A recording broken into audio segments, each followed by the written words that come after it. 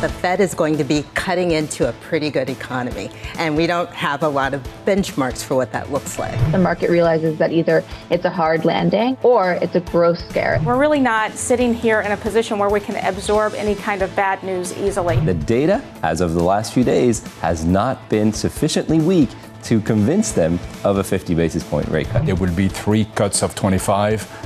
And at the end of the day, what matters is where we are at the end of the year. This is Bloomberg Surveillance with Jonathan Ferro, Lisa Abramowicz, and Annmarie Hordern. Let's get your trading day started live from New York City this morning. Good morning for our audience worldwide on a 6-day winning streak on the S&P 500, the longest climb on a daily basis going back to the middle of August, just short of all-time highs on the S&P 500, at all-time highs on the equal weight on the S&P. We had some weight to that rally. Futures up by a third of 1% on the S&P. On the Nasdaq 100, up a half of 1%. On the Russell, the small caps up by a third. Your day ahead looks like this. The Fed's 2-day meeting begins today and concludes tomorrow. But we have at 8:30 Eastern Time the most important retail sales print in the history of financial markets. The difference between 25 or 50 for a few of you out there on Wall Street. That's what I was going to say. Seriously, I was thinking, I've never heard of a retail sales print that was this important, because suddenly this is going to make the difference between 25 or 50. I was looking actually at a couple of notes, and maybe that's a little too cute. There is this feeling that either way right now, the Fed is disproportionately weighted to a bigger move. It's just the retail sales that will either give it a nice patina or a negative patina in terms of what this means for risk assets. Are we cutting for the right reason, or are we cutting for the wrong reason? There's some Democrats who would like an even bigger rate cut at the Federal Reserve. Dear Chair Powell, we write today to urge the Federal Reserve to cut the federal funds rate by 75 basis points. Sincerely, Senator Warren and company. Yes, that's right. And really, is this any surprise? The market is debating 25 or 50, and Elizabeth Warren, the senator of Massachusetts, is basically saying we've been asking you to cut, and now we actually today want a bigger cut. It is clearly the time for the Fed to cut rates. In fact, it may be too late. Your delays have threatened the economy and left the Fed behind the curve. How much is this the kid in the class who's in the back of the room that's going like this to sort of say, like, I'm part of this conversation too, just because they're already going to cut rates and potentially by more than people actually think is warranted by the economic data. So to come out and say 75 basis points, I mean, what is this doing other than just saying, I'm here? She hasn't left the conversation. She has been nagging the Fed to cut rates for a while now. But you bring up a really good point. You know they're going to cut rates. So why make this political when you know the Republicans are going to use it and say potentially it is political to cut before an election? We've already saw in June Donald Trump say they shouldn't be cutting before November 5th. The key number here is 75, not 50, not 25, but 75. Now, some of you might be thinking maybe that gives the Federal Reserve cover to go 50 if they wanted, because the Democrats were asking for 75 and you went with 50 and maybe avoid the political nonsense. I would say this: to avoid the political nonsense, don't send the letter at all to begin with, going into a massive decision. Yeah, I don't know how many people are saying this gives them cover for anything, because frankly, it does make it sort of highly political. But yes, to your point, it sort of raises this question: is there any argument for setting this out other than just simply getting your voice in the mix? You could maybe make an argument, but the bottom line is all this does is just heighten the attention on the wrong things at a time when a lot of people are saying that the Fed should be cutting at least 25 basis points to get rates closer to neutral. So let's focus on the right thing. And I saw this in a bit of research yesterday from both Goldman Sachs and Morgan Stanley. The data is really important, not just because of whether the Fed goes 25 or 50, because that's what's going to drive the equity market. This from Mike Wilson: if the labour market data weakens from here, markets can trade with a risk-off tone regardless of whether the first move is 25 or 50. That's why the data really matters. Retail sales this morning, jobless claims on Thursday. That's sort of what I'm getting from a lot of the commentary as well, this idea that if we get a bad retail sales today, it isn't necessarily the 50 basis points that it solidifies. It's the risk-off tone that will come with that. If there is a positive retail sales print, what we might get is even still a 50 basis point rate cut and actually a risk market rally. What you're seeing right now is a question of, is this market overly complacent about the soft landing and about the positive type of scenario out of that kind of outcome? We could be close to all-time highs on the S&P 500 going into this Fed decision tomorrow afternoon. Right now, equity futures up by a third of 1%. 0.5% on the S&P and the bond market. Your bond yield to look like this on a 10-year maturity, down just a little bit by not even a basis point. The 10-year 361.20. In foreign exchange, just about unchanged on euro dollar, 111.38. Coming up this hour, we'll catch up with Geoff Yu of BNY as the Fed's two-day meeting begins. Sheila Kahyaoglu of Jefferies on why the Boeing strike may be short-lived. And Lyngen of BMO on the risk of a 50 basis point Fed rate cut. We begin with our top story, waiting for retail sales at 8:30 Eastern Time, the last key data point before the Fed's big decision. Geoff Yu of BNY writing, jobs data do not make the case for 50 basis points. To us, the August payrolls report confirms a 25 basis point cut. Market pricing is still aggressive, indicative of a recession forecast. We don't agree. Jeff is here in New York. Jeff, welcome to New York. It's good to see you. Let's get to the base case then. 25. What does the rest of the picture look like at the Federal Reserve tomorrow? Is still soft landing, and I think they should confirm that.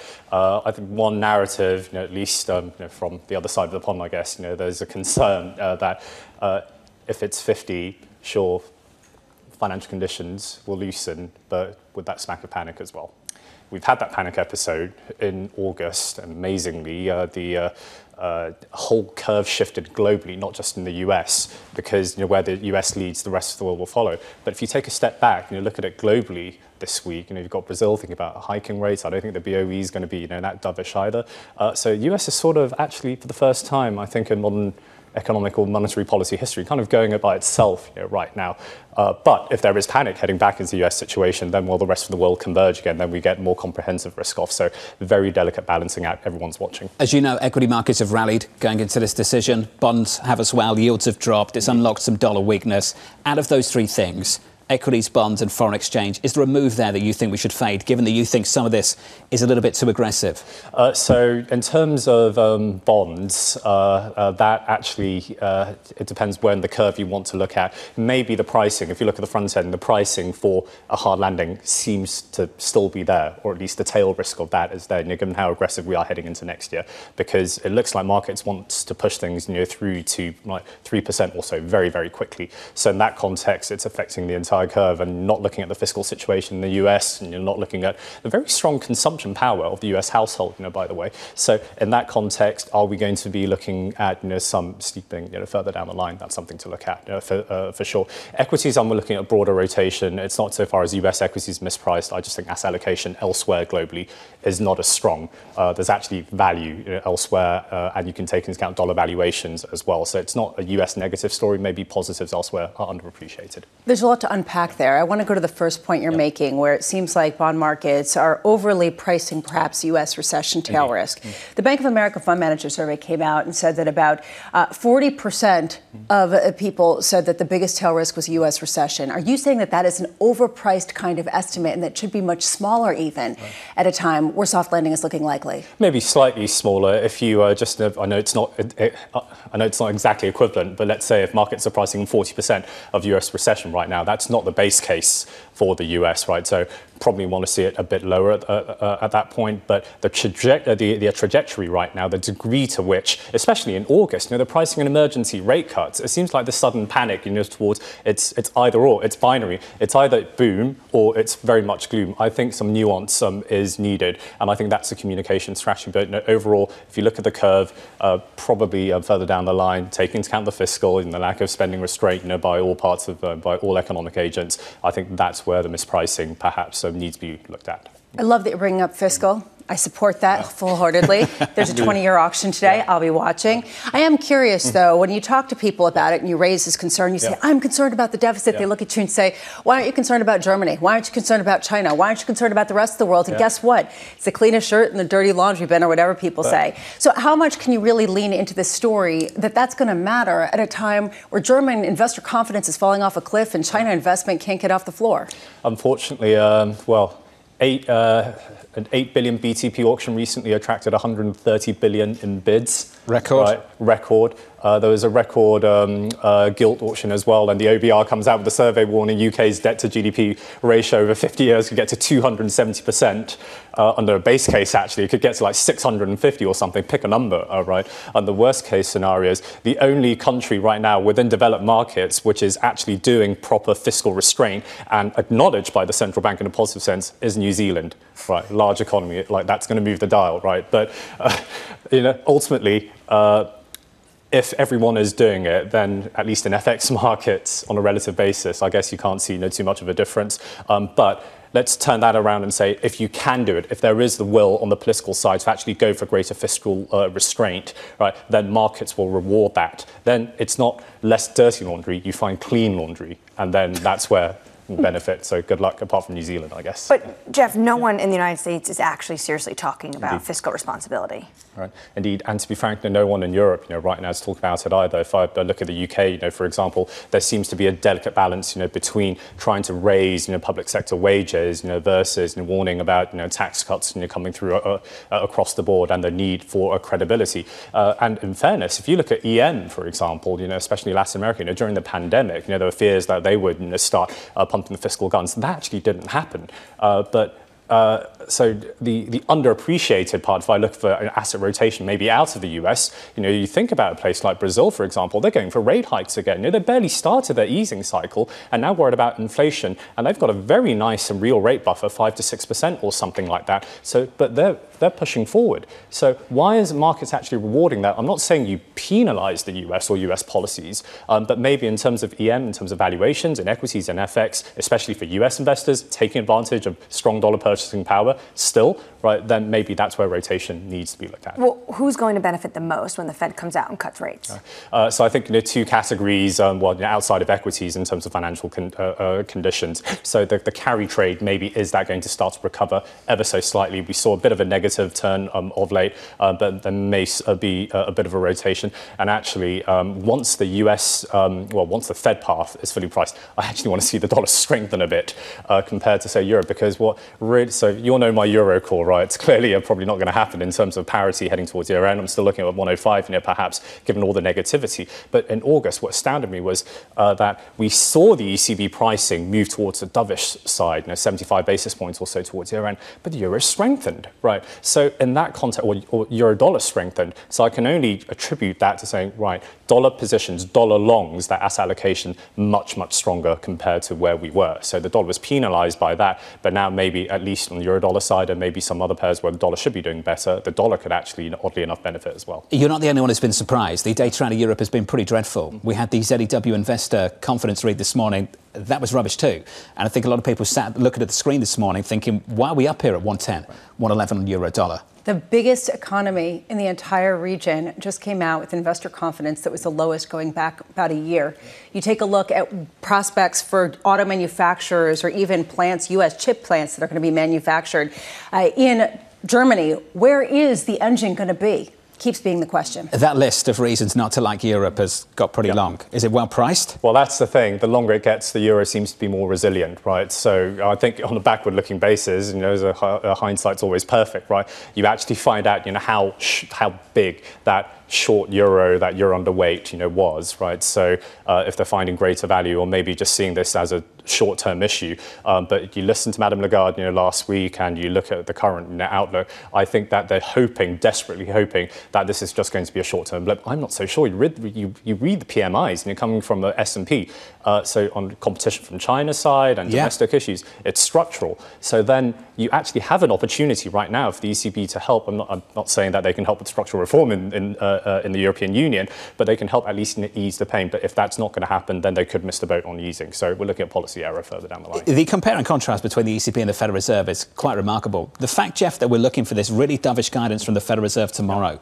more dovish than the ECB, when the data in America is so much better than what we see out of the European economy. is the policy mistake already being made? I would say there's at least a 50-50 chance of that happening, if not more. And they were saying, and Madame Lagarde last week, she was grilled on, did you foresee, the weak data in Germany? And she said, yes, it was baked into the staff projections, right? So, well, and then she, of course, highlighted, well, if there's downside risk, then they will reassess. I think there's enough evidence right now of downside risk on the corporate side, on the policy side, but that's not in the price of the euro, at least. And people have been burnt, by pricing in a more like a dovish ECB. But when the time it comes, I think that could be quite a. Are they constrained by their mandate? What's this about, Jeff? Well, so they don't, have a dual mandate. So that's one of the things that they will point to. And the fundamental issue is public spending is very strong. Wage growth on the services side. If you look at the German Q2 numbers, only side that expanded was the public sector, right? So if that's going to drive wage growth, the only thing ECB will look at, then they'll target that.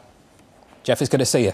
Welcome to New York and enjoy your time here. Thank you, sir. Jeff Yu there of BNY on global markets. Equity futures session highs on the S&P 500 up by 0.4% with an update on news elsewhere this morning. With your Bloomberg brief, here's Yahara Hekes. Hey, Yahara. Hi, John. Microsoft shares are rising in the pre-market, up nearly 2%. The software giant unveiled a new $60 billion stock buyback program and boosted its dividend by 10%. The new payout will be 83 cents a share. That's 8 cents more than the prior dividend. Meanwhile, the new shareholder cash return replaces Microsoft's previous buyback program announced back in 2021.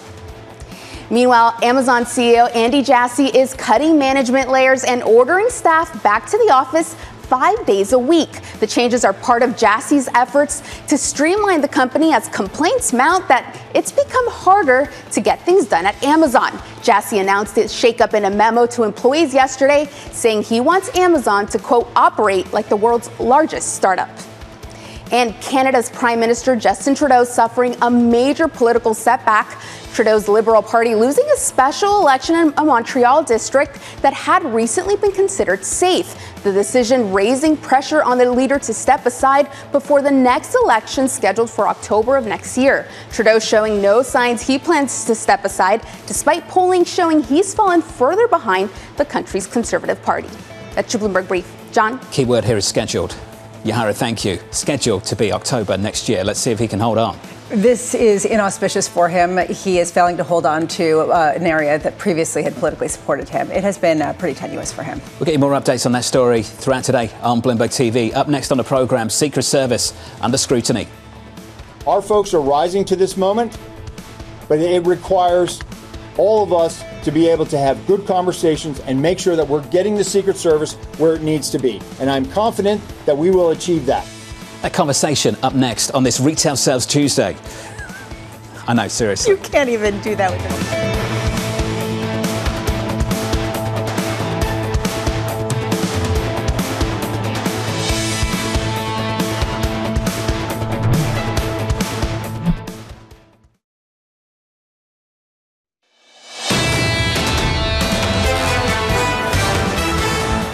Lisa mentioned the Bank of America Global Fund Manager Survey. We'll be catching up with BofA in about an hour from now on this program. 8 out of 10 investors forecast a soft landing. It's pretty bullish. They call them nervous bulls in the survey. If you look at some of the overweights and the overweights on utilities is the highest since 2008. And the allocation to commodities at a 7-year low. Some of the allocations here speak to some very interesting stories. Especially when we have person after person come on and give us 15 reasons to overweight some of the utility sectors, some of the bond-like areas, and then person after person. Yesterday we were talking to Savita Subramanian saying basically maybe energy is cheap for a reason. What are the utilities trades about? What is that? Defensive, AI? What's behind it? What's the dominant concern here? Yes. I mean, essentially, all of the above, right? Well, it's the idea of a bond proxy, but then it's also the idea of you need to build out your infrastructure in order to get some sort of AI platform. Also, you have dividends, and people, we want income relative to bonds. Let's go. Bond proxies, gasoline on that story over the last month. Equity futures right now positive by 1/3% on the S&P, on a 6-day winning streak on the S&P 500. Under surveillance this morning, Secret Service under scrutiny. Our folks are rising to this moment, but it requires all of us to be able to have good conversations and make sure that we're getting the Secret Service where it needs to be. And I'm confident that we will achieve that because we don't have an alternative. Success We have to have it every day. We cannot have failures. And in order to do that, we're going to have some hard conversations with Congress, and we're going to achieve that. Here's the latest. The Secret Service and the FBI continuing to investigate an apparent assassination attempt on former President Donald Trump. The suspect, Ryan Ruth, appearing in court, charged with federal gun violations. President Biden telling reporters the Secret Service needs more help and Congress should respond. Bloomberg's Mike Shepard joins us now for more. Shep, welcome to the programme, sir. Let's start with that line from the President of the United States. How is Congress responding?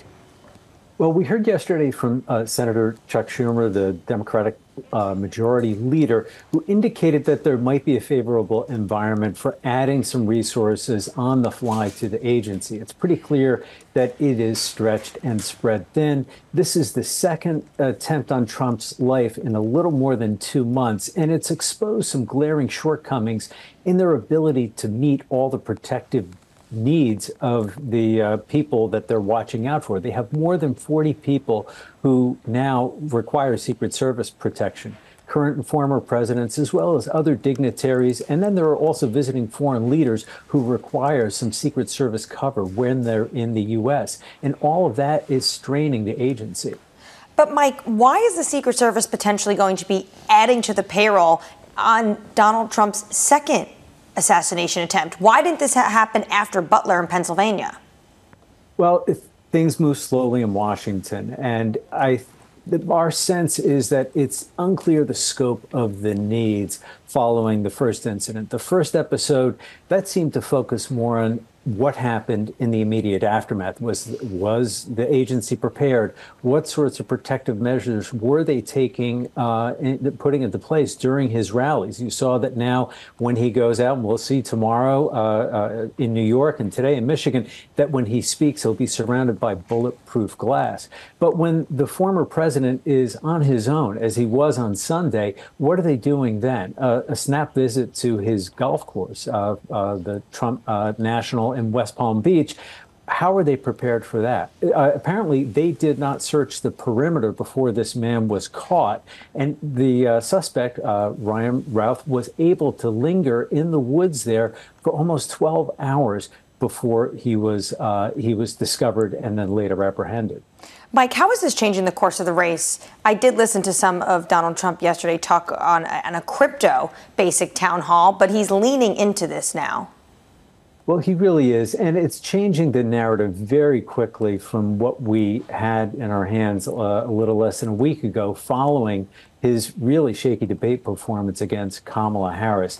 Our memories from that encounter with Harris in Philadelphia a week ago were about him talking about some widely debunked conspiracy theory about Haitian migrants eating neighbors' pets in the Ohio town of Springfield.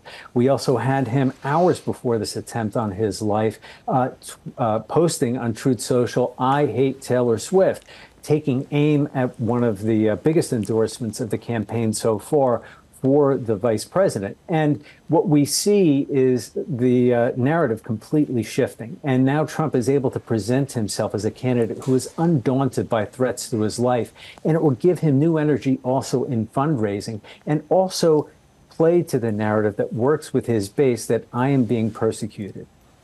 Just quickly here, Mike, yesterday Donald Trump was speaking to Fox News Digital, and he said that the perpetrator, the alleged perpetrator, said he believed the rhetoric of Biden and Harris, and he acted on it.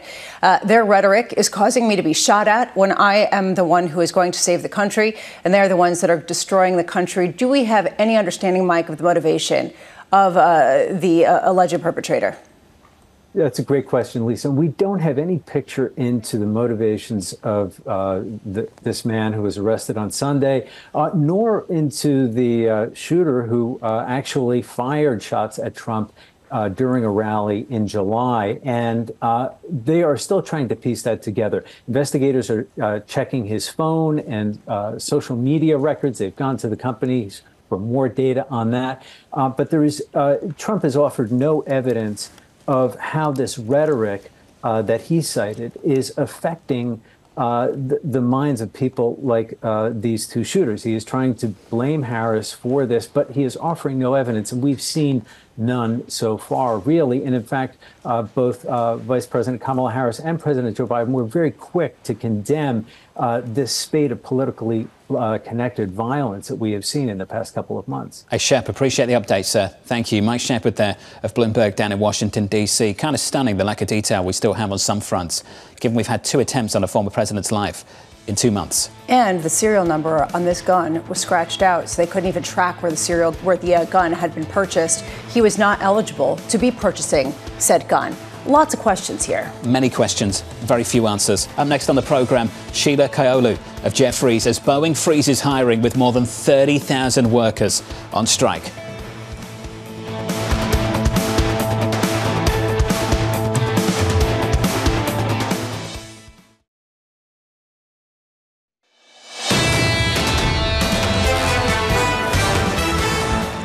6-day winning streak on the S&P and looking to make it day 7. Equity futures on the S&P 500 up by 0.33%. Similar move elsewhere, up by 0.6 on the Nasdaq. The Nasdaq 100 facing a bit of an apple-shaped headwind yesterday. Some concerns about iPhone pre-orders and those pre-orders, those numbers for this phone being below the numbers for last year's phone.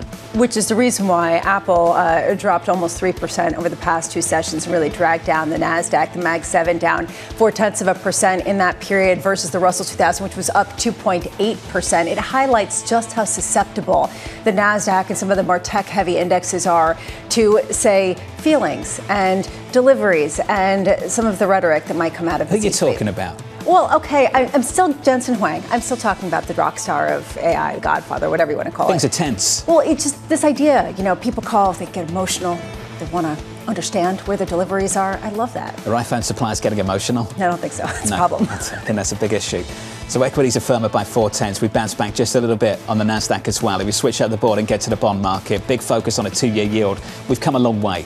We're down to 356. Earlier this spring, we had a 5 handle on a 2-year. Anticipation builds. Is it 25 or 50? This market's leaning quite strongly towards 50 now, going into retail sales at 8:30 Eastern. And it's almost, is it going to be a good 50 or is it going to be a bad 50? Even though retail sales is the most important retail sales print that we've ever gotten in history in financial markets, there is this point, it might not determine 50 versus 25. A lot of people are going to be looking tomorrow for what the longer-term neutral rate is. We're going to talk a lot about that. Do they give any guidance as to where the destination is? And if 3.5% is the destination, say mid-year next year, what does that do for markets, given the fact that a lot of people agree maybe this is fully valued, but, you're getting yield? We keep saying this, not all 25s, not all 50s are created equally. Tomorrow really is a 3-part act. So when you get that decision, you've got to look at the forecast and you've got to wait for the news conference as well. And listen to the kind of guidance that Chairman Powell offers you, because Chairman Powell in these news conferences for the best part of 12 months has been very, very dovish relative to where the market has been. Now, why do I say that? Because every single meeting for the last 7 going into this one, the 2-year has rallied on the day and yields have fallen. How can he outdove market expectations? I think that's the fear that people have right now, is that they've gotten so conditioned by Dove Powell that there is this feeling, how do you sort of meet all of that and then some? And you need the data to really cooperate, which is the reason why the Mike Wilsons of the world are saying, ultimately, this doesn't lie with, the God that comes down to sort of drop the sort of tablets of interest rates, but really it has to do with the data that comes out. David Costin and Goldman saying basically the same thing. Let's turn to foreign exchange. So yields come into Tuesday at or near the lows of the year on a 2-year and a 10-year. If you look at the FX market, that's just unlocked some even more dollar weakness. Euro dollar up to 111.38. And this is happening even with weak data out of Europe, and not just the one-off piece of weak data out of Europe. Like every single week we get data out of Europe, it's weaker than expected. And every kind of forward-looking telegraph from Germany is that it's only going to be weak, given manufacturing. This comes, though, I think Geoffrey Yu nailed it. He basically said what this shows to you is not that Europe is doing so well. It is not that the U.S. is doing so poorly. It is about positioning and how much of a dollar long people had and how much of a structural underweight people had in the euro. That this alone was enough to say, all right, might throw some chips in. How long can that be sustained, though, ultimately, even if you do have a Federal Reserve cutting more? Because arguably the ECB needs to be cutting more in order to sustain the economy. Euro dollar 111.37. Under surveillance this morning, some news for you. Intel landing Amazon Web Services as a customer for its manufacturing business. The win potentially bringing work to new plants under construction here in the US. The company saying its US factory expansion remains on track, even as it postpones new factories in both Germany and Poland. Again, some negative news for the Europeans. It's an absolute huge win for the United States, especially places like Ohio, where they're working on these factories. But as you said, Jonathan, a blow to Germany, postponing the factories there. This idea of nearshoring and the U.S. wanting to win when it comes to chips, wanting to get ahead of the fact that the biggest tech companies are enslaved to TSMC, chips coming from Taiwan. Massive win. Also, we should note, $3 billion in a grant to make sure they secure those chips for the military. So potentially very profitable for the future. $3 billion sounds like a lot of money. It is a lot of money, but then you hear the number 60, and what that means to the Microsoft stock is apparently very little. Microsoft unveiling a new $60 billion stock buyback program and raising its quarterly dividend by 10%. Shareholders, as of November 21, will receive a quarterly dividend of 83 cents a share, up from 75. The repurchase agreement replaces a buyback program announced in 2021 that was also $60 billion. The stock is up 2% so far this morning. So this morning, the first thing I did, what's the dividend yield on Microsoft? Because I'm thinking about how this is a yield play. Maybe we can call, this the new yield play, an income sector, big tech. It's 0.7%. So even though they're adding to this, it's a drop in the bucket when you take a look at the overall market capitalization and how much people own. It just highlights how these numbers are distorted with companies that are this big. It also raises the question, is it because they don't know where else to put that money? When you start talking about share buybacks and dividends, although I guess, this is sort of, bupkis for them. You can only buy so many chips, Bramo. And things are tense, remember, between customers because they can only supply so many. So this is the tension, is that you get money. This is the tension. You just sort of give it back to shareholders as well. Let's turn to Boeing and talk about real tension and park the snark. Boeing preparing for a prolonged strike by workers at its main hub near Seattle. The plane maker planning a range of cost-cutting measures, including a hiring freeze and temporary furloughs. The announcement coming as Boeing and union negotiators are set to resume mediated talks later on today. Sheila Kahyaoglu of Jefferies saying, word on the ground is the union is unhappy with the wage increase and lack of bonus. Our view is this should be short-lived, giving Boeing's focus on getting back to the table. Sheila joins us for more. Sheila, good morning. Good morning. Let's talk about what they want and what Boeing is willing to provide, how wide the gap is and why you believe ultimately this can be dealt with in 6 weeks. I think 6 weeks is potentially the break-even point for workers and Boeing. But in terms of why I think they're not so far apart is the wage increase is anywhere from 25 to 33%. And we've seen other unions come close to that. American just ratified its flight attendants last week at 33 to 36% wage increases, although I do realize that the Boeing workers have not had a wage increase since 2014. But that's fairly similar to the airlines. Air Canada is getting something approved as well in the 40% mark. So I think it's a gap between 25 to 40% at most and a potential ratification bonus of 3 to 5K. Boeing needs some cash. How close are we to a capital raise at this company? So here's the situation at Boeing. They ended Q2 with $12.6 billion of cash after burning $8 billion in the first half. We think prior to the strike, they're going to burn $3 billion. That puts them at the $9 billion mark. They've historically said $10 billion is what sort of capital they need to sustain their business. We think the strike burns about $1 billion of cash a month. And so that puts you in a territory where you could raise prior to earnings, potentially from a position of weakness rather than strength. We were looking to an equity raise as a clearing event to take some of that $57 billion in debt down. But now this could be because you need to necessarily sustain your business operations, which is why the furloughs are happening. This is the reason why the fact that Fitch and Moody's are both looking at potentially downgrading it to below investment grade matters so much. They're on the cusp of being below investment grade. And there's a pretty big delta in terms of the funding costs for being investment grade versus high yield. At what point does it become overly punitive? Do they sort of get into this spiral if they do get downgraded? Thank goodness we're in the equity markets. Fitch and Moody's have been adamant they weren't going to downgrade it over the summer on a few calls they've hosted. But, I think it's more than just, losing a few hundred basis points of interest expense. It's also, what does $57 billion do to the high yield market? Is that market as deep as the investment grade market? And we hear not. So I think, and you stay in high yield for a few years. It's not like, a quick 3-month move and you get upgraded once again. So I think the agencies are probably thinking of all these things. And again, I think the break-even point comes in 6 weeks given even a 40% wage increase breaks even on $75K of salary on an annualized basis, because once you're on strike, you receive a stipend of $150 starting in week 3. So you're not getting paid for the first three weeks of the strike. It's important to just keep remembering this isn't Tupperware. Tupperware just filed for bankruptcy. This is the company that manufactures a lot of the planes that we fly in every single day. This is a company that's been the national champion in the United States when it comes to the aerospace industry. How does this sort of get better from here at a time where, in some ways, this company is too big to fail? Yeah, I think the management team is trying to do all they can. We've heard that management teams don't get on the factory floor, ask workers what they need to get to a good position. But Kelly Ortberg, the new CEO, has been known to do that. He's listening to factory workers, seeing what they want. So that's a good first step. I mean, I don't think a Boeing CEO has been on the factory floor since 2008 during union negotiations. So this is obviously a positive first step. We don't want a strike to happen. The deliveries in the first August, June, and July were in a similar sequence, which was positive. We were getting 30 deliveries a month.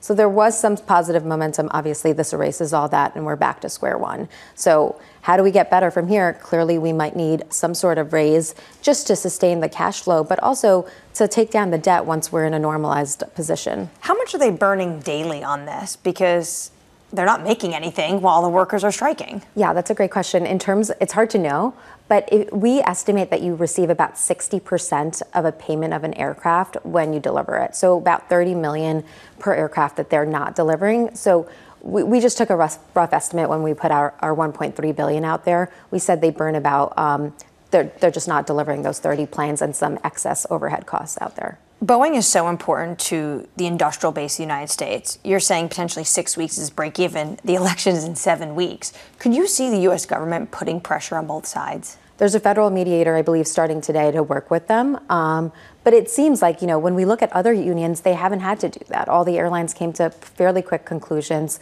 with their pilot and flight attendant agreements. There's still some out there, but we haven't necessarily had to take these steps. And of course, this gives more momentum for other unions that are potentially set to strike. Textron has September 20th union agreement down in Wichita.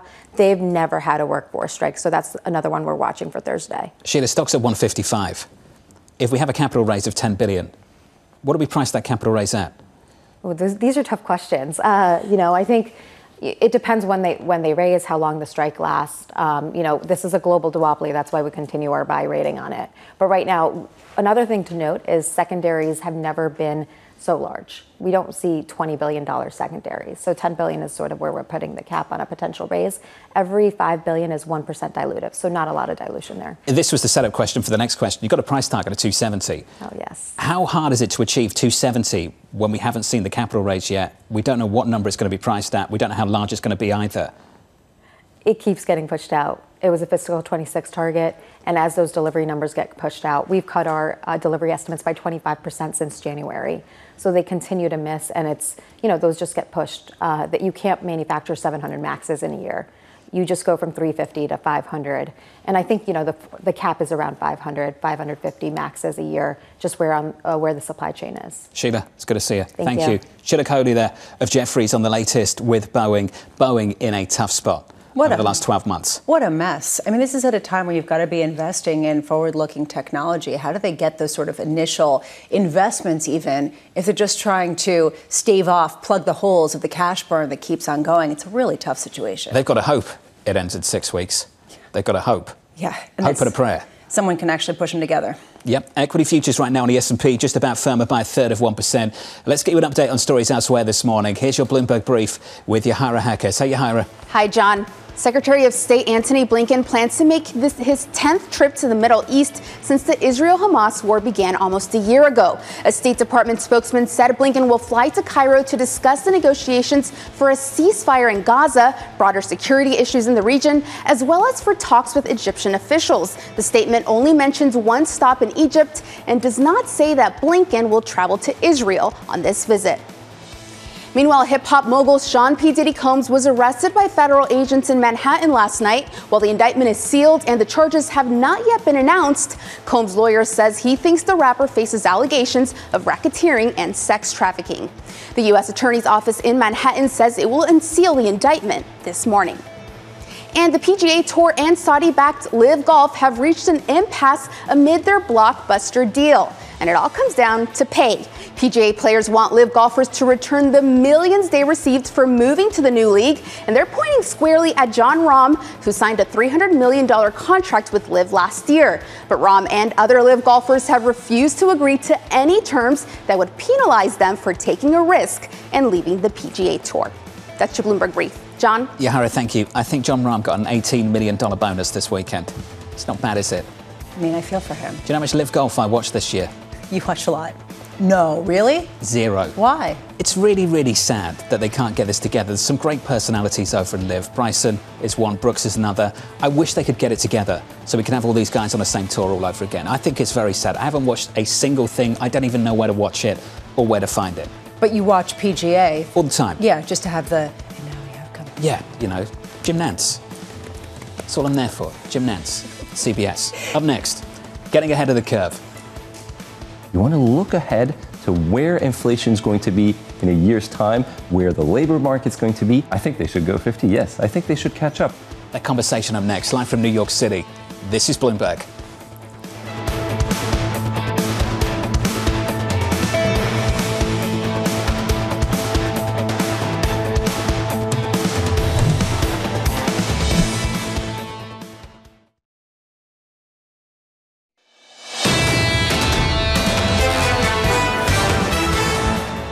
Live from New York City, a little bit later on this morning in Washington, D.C., Chairman Powell will wake up and get together with the committee for a 2-day meeting. And that meeting could be influenced by what happens at 8:30 Eastern Time. If you believe what you're told on Wall Street, the retail sales is the most important retail sales print ever in the history of financial markets. Equity futures look like this on the S&P 500, firmer by 1/3%. In the bond market, unchanged on a 10-year, 361.57. Under surveillance this morning, getting ahead of the curve. The main issue from the Fed side is the communication issue. We have seen a lack of communication as to a couple of things. One, the destination of travel, where the neutral Fed funds rate is, and two, how to get there. You want to look ahead to where inflation is going to be in a year's time, where the labor market's going to be, and where income is going to be. I think they should go 50. Yes, I think they should catch up. So here's the latest this morning. The Fed decision just 1 day away, with traders divided on whether the FOMC will cut by 25 or 50. Lyngen of BMO writing the primary risk of a 50 basis point cut is that the market translates the move into a series of 50 basis point reductions. That quickly brings the Fed funds rate back to neutral, thereby effectively cutting for the Fed and potentially stoking reflation. Ian joins us now for more. Ian, it's good to see you, sir. Thanks for joining us. Thanks for having me on. I want to start with your note from yesterday and pick out another quote. Can we expect, quote, a notably quick pace of cuts in the absence of more meaningful downside in the real economy? Said differently, will the Fed simply mark to market the dot plot, or are investors in for a surprise? What's your base case? So I think they should go 25, but I suspect that if we go into the event priced with a higher than 80% probability of 50, that there's a really good chance that they move 50 simply to front load the process. Now, this becomes tricky for the Fed from a communications perspective, because recall what happened in June. We went into the June FOMC decision, they'd already submitted their dots. And so if it is a game time decision, we're walking in, we're going to get 50, but it's going to be hawkish, or 25, and it's going to be dovish. So, Ian, let's talk about retail sales and how that might influence things. Are you saying it's not that they're data point dependent, it's that that data point could shift market expectations so close to 50 they won't want to disappoint them? Only if it's really weak. If it comes in stronger, it's not going to be part of the analysis, because we already know that the consumer remains on relatively strong footing. But if we see a negative print, particularly in that control group, that probably tips the scale to 50. What are we pricing in right now in the rates market? We've heard a lot of people disagree around this table. Some people saying it is accurately pricing in about a 40% chance of recession, which is the baseline for Bank of America, the fund manager survey that just came out. Other people saying it prices in a much bigger tail risk of something that's negative. What's your take? So when I look at the futures market, what I see is the market expects the Fed to get back to neutral. but not end up cutting into the one-handle territory. So that implies that, at least from a monetary policy perspective, we're still in a soft landing narrative. Now, 10-year yields close to 350 suggests that we're in for some economic downside over the course of the next 2 or 3 years, which I certainly agree with, but I do think that the soft landing narrative can probably survive this year, particularly if the Fed is a bit proactive. And even if we see a little bit of weakness towards the end of the year, the market will still think that it's alive. Do you not buy the argument that they're just trying to get back to neutral, so they're not increasing their restrictiveness? In other words, does that hold less weight for you when you don't have clarity over what they believe the neutral rate to actually be? Well, one thing we know is true is that as realized inflation decreases on a year-over-year basis, that means that real policy rates are more restrictive. So given where we are in the cycle, they need to cut rates just to keep the prevailing level of real rates as high as they are. Ian, if we get a softer retail sales print and we have the Fed coming, or the market starts pricing in 50, more notably, not on a knife's edge, really starting for 50, but the Fed comes out and does 25, what happens to the market? I think it all depends on how Powell spins it, and it all depends on what the dot plot tells us. Because recall that in June, the 2024 dot was 5.1, 2025 was 4.1. If we look at what's priced into the market, to simply mark to market, we have to get to 3%. And so if the Fed says, okay, we're going to neutral, that gets us to 3%, and they do that via the 2025 dot, I think that the market doesn't sell off as much as it would otherwise. You mentioned the risk of stoking reinflation or reflation. Bill Dudley yesterday, formerly of the New York Fed, wrote in Bloomberg Opinion, he thinks they should go big, he thinks they will go big. And he asked himself this question: do downside risk to employment outweigh upside risk to inflation? I'm going to address you with that question. Do you think they do? Well, they certainly did throughout the bulk of this cycle. Now we're at the point where we have seen the unemployment rate materially increase off of the cycle low. The conversation about whether we're overdue for a spike higher in unemployment remains very valid. In effect, what the Fed is doing is they're changing monetary policy for the second half of next year, not for the current data. So it's the trajectory of the prevailing data, and it might make sense to go big early with the expectations that they can solve next year's problem. We keep saying the Fed, but when we're talking about the Fed, we're talking about a group of individual policymakers who apparently have some different views on where we are at the moment. And I wonder tomorrow, when that decision drops and we talk about the decision 25 versus 50, and then we go for the forecast, we'll just be talking about medians. Will that mask a great divide on this FOMC? I think that it might. We also might see a dissent. There's nothing to suggest that everyone needs to vote in for 25 or 50. So I think that that could be another way to communicate to the market that it was a knife's edge decision and it's uncertain going forward. Do you think that there's a chance of a 75 basis point rate cut because of Elizabeth Warren? That's really not been top of mind recently.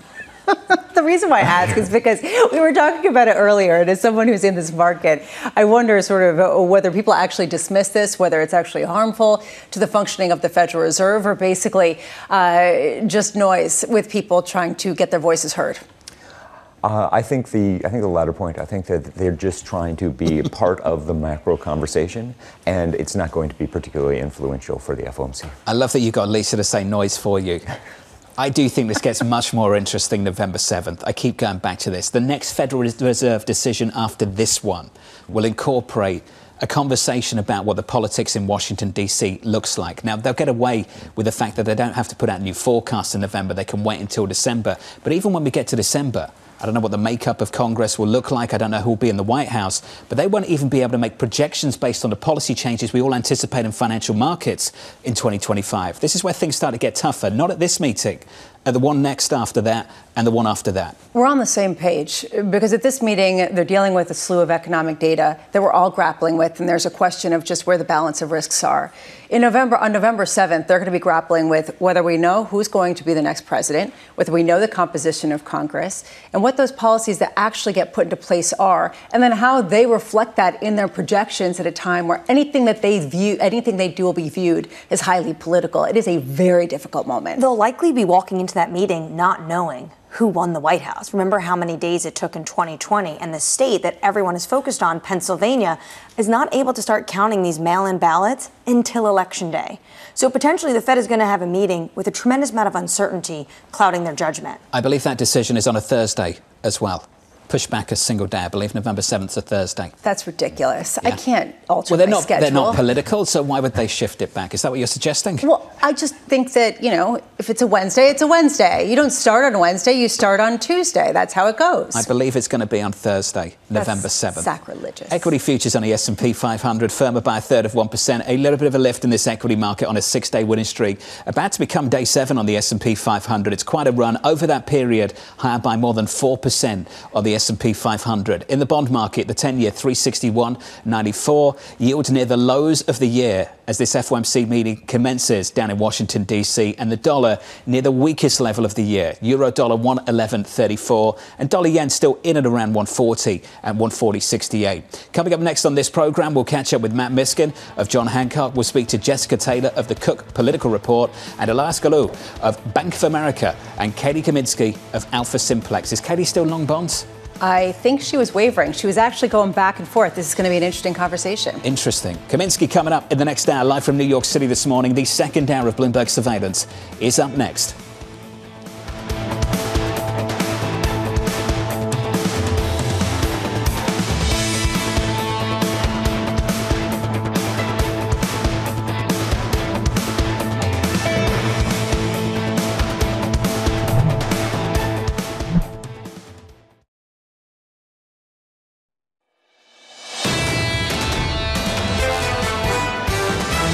I think generative AI is a big transformation story for financial services. The reality is that valuations are full. Heading into November, we do think credit spreads will widen. Invest in the short end of the market. I think the upside in buying longer bonds just doesn't exist. It has been a tremendously complicated market to navigate for everybody over the past 4 years. This is Bloomberg Surveillance with Jonathan Ferro, Lisa Abramowitz, and Annmarie Hordern. We are looking for a 7th day of gains on the S&P 500 from New York City this morning. Good morning, good morning. The second hour of Bloomberg Surveillance starts right now with equity futures up 0.25% on the S&P 500. Snapping back on the Nasdaq 100. Equity futures positive there throughout this morning and by 0.4% on the Russell. The small caps up 0.1%. Let's take a look at the week ahead in the next 24 hours. Later on this morning, 8:30 Eastern Time, Andrew Holdenhorst City. This will come down to committee dynamics and Tuesday's retail sales report. That retail sales report drops this morning. We've been joking about how it's the most important retail sales report ever in the history of financial markets. Yet there is some truth to that, given the fact that this has suddenly become the make it or break it point for how the Fed decides and how they really direct their communication tomorrow about what they decide, how much they decide to cut by. It's problematic given that they talk about the totality of the data and we're only talking about one single data point. Ian Lyngen of BMO made the argument 10-15 minutes ago that this was about expectations and a Federal Reserve that did not want to disappoint expectations, and that if you get a weak print, particularly on the control group, that you have this scenario where markets really start to fully price a 50 basis point cut, and that's something this FOMC won't be willing to disappoint. Especially given the fact that you probably, in that scenario, depending on how bad retail sales is, would get some sort of sell-off in risk assets, and that's sort of the key. What are the conditions for this cut to perfectly perform in line with markets that are certainly set up for a 50 basis point rate cut, the right kind of good economic data, and a Federal Reserve willing to aggressively get ahead of any real weakening to prevent it from ever happening at all? Well, to Ian's point, what's going to matter almost as much as whether they go 25 or 50, as he says, no one's really talking about 75 besides some senators in Washington, D.C., is the dot plot and the communication. How does Powell come out and spin this, especially if there's a dissent? If we're doing 50s now with jobless claims at 230, don't joke about Senator Warren. It won't be long before we start talking about 75s. If you actually get materially weaker economic data, particularly in the labour market over the next several months, that conversation will switch very quickly from 50 to 75. I remember back in 2022, people were laughing at the prospect of 50 basis point hikes, 75 basis point hikes. They were laughing about the prospect of a string of them. Things change very quickly. Especially if you believe that you're behind the curve one way or another, if you're behind the curve on the way up or if you're behind the curve on the way down. I think that, Jeff, you really nailed it when you he was talking about if you go below the rate of neutral, that really requires some degree of weakening that goes beyond what we're seeing currently and would be priced as a risk-off move. The ongoing question I keep having is, what would you rather, know the number of basis points that the Federal Reserve is going to cut by, or how the equity market responds to it? Because it has to be messaged in terms of a good hike for the right reasons or a bad hike for the wrong reasons. Show me the unemployment rate 12 months out, and that's all I care about. I keep calling it hikes because I've just it's get my head confusing. around It's it. confusing. It's I get cuts. it. They're cuts. They're not hikes. But ultimately, I just want to know the unemployment rate 12 months out. Then I think you've got a decent stab at having a decent guess at what tomorrow's prices are in the equity market. I went on the University of Michigan sentiment survey. Yeah, that's what you'd like. Yeah, 5 to 10 year inflation. Apparently that's what Chairman Powell would like as well, based on experience. Equity futures on the S&P 500 up by 1/3%. Call it 1/3% on the S&P 500, pushing higher. Yields a little bit higher as well, by not even a basis point. We're pretty calm here, stable on a 10-year at 361.94. And in foreign exchange, the euro going nowhere too, 111.34. That big data point just around the corner. Coming up on this programme, here's your lineup for this hour. Matt Miskin of John Hancock, as markets remain split over a 25 or 50 basis point rate cut. Jessica Taylor of the Cook Political Report on the prospects of a divided government in Washington. And Elyas Galou of Bank of America on the latest global fund manager survey calling investors nervous bulls. We begin with our top story. Uncertainty surrounding the Fed's next move, reaching its highest level since the lead up to the financial crisis in 2007. Matt Miskin of John Hancock Investment Management writing, if you are not easing, you're tightening. The bond market has already priced in 2.5 percentage points in rate cuts over the next 12 to 16 months. If the Fed chooses less than that, in essence, they will be tightening monetary policy. Matt joins us now for more. Matt, welcome to the programme. Have you ever, when was the last time you saw a decision this finely balanced, 24 hours out? I don't remember one. I think 2015 was the last one that I've heard of as recalling this, but it is leaving a lot of uncertainty. And, you know, I think the Fed would like to have more prepared kind of communication around this. And, you know, what we're looking at is, though, not to overemphasize one meeting, one data point. I know retail sales are going to be exciting here in just about an hour. But at the end of the day, we're starting a cutting cycle. That's what we know. We know that inflation has come down a lot and the unemployment rate is rising. Keep it simple. As it relates to that, that means the Fed's going to be cutting. In our view, we could end this cutting cycle with a 2 handle on the 10-year and, frankly, a 2 handle on the Fed funds rate. And that's with just inflation coming down. We see a recession. We think actually we could get a 1 handle on the Fed funds rate and low 2s on the 10-year. Matt, 2 handles on 10s, 2 handles on Fed funds. Tell me where the S&P 500 is against that backdrop. Yeah, so that would be assuming a soft landing, which to us means more chop. The problem with wanting more out of the S&P 500 is the valuations are already at the upper end of the range. So we're at about 21 times on the forward PE on the S&P, and then we're baking in 15% earnings growth. So we need earnings growth from here to drive equities. But frankly, there's already baked in massive growth. So it's going to be really hard to get much more out of that. You can make the argument for rotations. We do like that. Right now, we're in mid-cap for cheaper ideas across the equity market. And we're looking at some high-quality cyclicals. But at the end of the day, what we're seeing is the bond market still might have about an 8% total return over the next 12 months. We think that's going to be really competitive on a risk-adjusted basis. It's a pretty radical thought, Matt, the idea of a 2 handle on 10-year notes at a time where some people are saying that the neutral rate is something more akin to 3.5%. Why do you reject the market's expectations of where the Fed's neutral rate really will end up? Yeah, I mean, starting out with the neutral rate, you know, being around this industry for as long as about 10 years now, the neutral rate has always been almost like a mysterious like number that can never be quantified or found out. You know, it almost reminds me of productivity in terms of economists.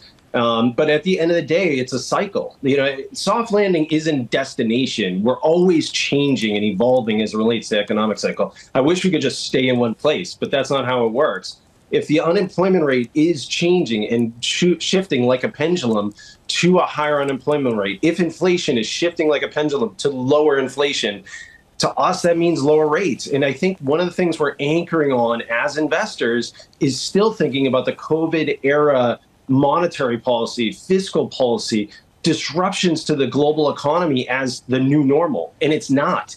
That was a massive outlier that likely will never happen again, knock on wood, in our lifetime. And therefore, if we're back to the way we were pre-COVID, why wouldn't we be back to a lower rate regime? And if it's a lower rate regime, that's actually good for stocks and bonds. It means lower inflation, but it likely means bonds has more catch up after equities have done so well as of late. So it sounds like you're still overweight bonds relative to stocks at this juncture. What could make you flip that, given the fact that ultimately this is a pretty benign setup for stocks, given the fact that we spent years talking about how low rates really boosted valuations among equities?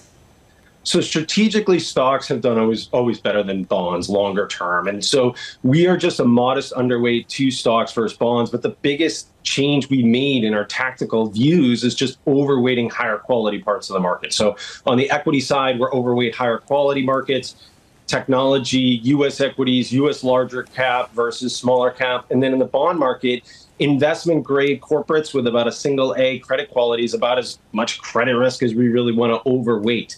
Agency MBS, investment grade corporates are things we like. We were doing 5 to 6% in yield just a couple of months ago. Now we're doing 4 to 5.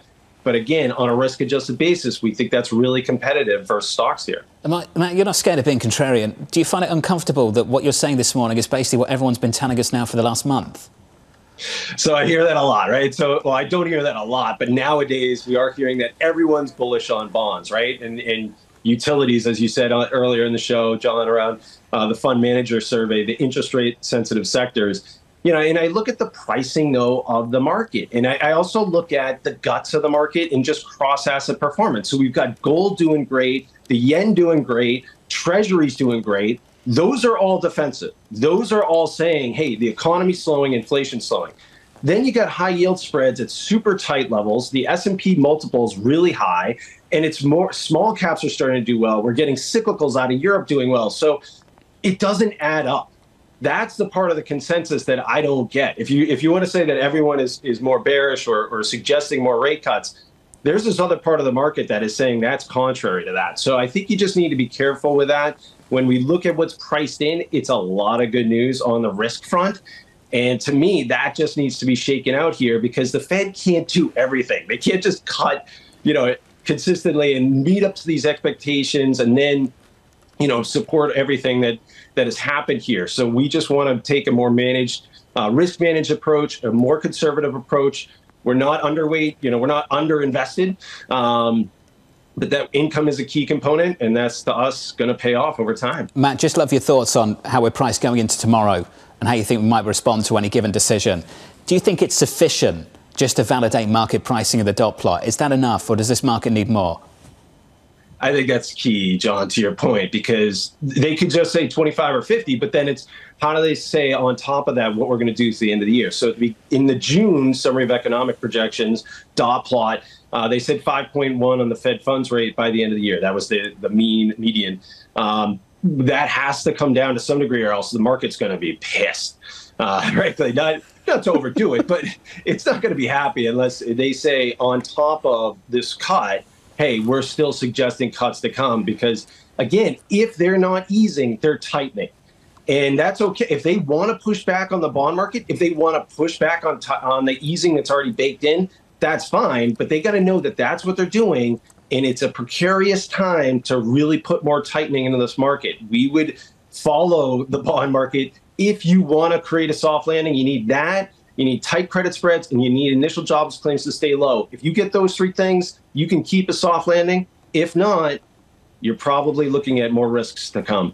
Matt, just to sort of underscore one point that you just made about the stock market just generally being pretty ticked off, there is a question about whether this Federal Reserve cares. It didn't really care on the way up. It seems to care on the way down. Is that basically the litmus test that we're working with? Well, there is a wealth effect to these things. So, consumer net worth through the second quarter hit all-time high, ridiculous trillion dollar amount. But that's probably helping the economy. That's probably helping consumer spending. That's helping consumer confidence. And, the markets are very fickle and volatile, and it's very difficult for the Fed to over extrapolate things because it could change on a dime. But at the end of the day, they do need to be cautious of being too dovish because, if the wealth effect becomes even bigger, if housing continues to go higher, that's going to lift inflation. And if stock markets continue to go up, we could be cautious here because of more bubble territories. We've had lessons of not overstimulating with ultra low interest rates because it can create bubbles. For us right now, cycle-wise, we want to protect on the downside. I think their dual mandate, they got to focus more on employment than inflation. And that's really what we got to look at. But they've got to use the side of their eye. They've always got to be watching for too much speculative nature in markets. And we're coming off some pretty significant speculation, but it's still not relieved from the market yet. Matt, just a reminder for next time, we curse in Surveillance After Hours. That's a podcast coming in Q4, where there'll be lots of cursing, drinking, smoke if you want. Cigarettes, cigars, whatever you want. Yeah, that's you. Just breaking all the rules. Oh, yeah, completely. Let's not get carried away. We'll just curse. Matt Miskin and John Hancock, plenty of cursing. Coming to a podcast near you. That would work, wouldn't it? Surveillance After Hours. Don't you think? Attract the junior high school crowd. Attract all sorts. Let's give an update on stories elsewhere this morning. Here's your Bloomberg brief with Yahara Hackers. Hey, Yahara. Hi, John. Intel shares are rising nearly 7% in the pre-market after the chipmaker announced a new partnership with Amazon's AWS. Intel and AWS will co-invest in a custom semiconductor for AI computing known as a fabric chip in a, quote, multi-year, multi-billion-dollar collaboration. The news was part of a flurry of announcements that followed a pivotal board meeting last week. Intel also saying it's postponing new factories in Germany and Poland, but remains committed to its U.S. expansion. Meanwhile, Tupperware Brands is preparing to file for bankruptcy as soon as this week, according to people with knowledge of the plans. The home goods brand, which has defined food storage for much of a century, is planning to enter court protection after it breached the terms of its debt and enlisted legal and financial advisors, according to those familiar. And Starbucks is creating a new leadership role focused on the company brand as its new CEO Brian Niccol tries to boost sales and bring back its cozy coffee house vibe. In Niccol's first major move since taking over last week, the company will create the new role, which will oversee things like product, marketing, and store concepts. The news comes as the company's North American CEO Michael Conway announced he will retire in November and his role will not be filled. That's your Bloomberg Brief. John? Yahara, thank you. More from Yahara in 30 minutes' time. Up next on the programme, Wall Street looking for a divided government. I think the best case for most investors is a divided government scenario where having a Democratic president, potentially divided Congress, means that we have status quo, not a lot of new policy. That conversation up next, live from New York City this morning. Good morning.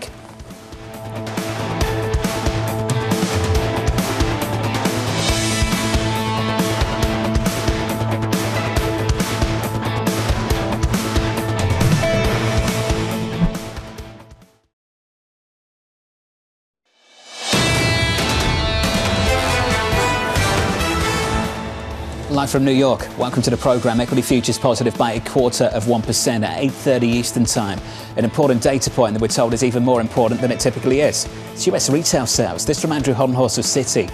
We were talking about this just moments ago. A softer than expected reading could further increase pricing of a 50 basis point rate cut, which would in turn make Fed officials reluctant not to deliver what the market expects, echoing the argument that B. Mosey and Lyngen made on this programme 30 minutes ago. We're narrative hunting. That has basically been the exercise of this market for the past, 2 years. And now the narrative hunt goes to any sign of weakness that will disproportionately be weighted both in bonds and stocks. The key to me will be in stocks. How much do you see a rate market that doesn't shift nearly as much as risk assets that might not be as attenuated to some sort of downside risk? Stock market close to all-time highs, and the bond market yields close to the lows of the year, just off them, up a single basis point on a 2-year, 3.56. Under surveillance this morning, Wall Street looking for a divided government.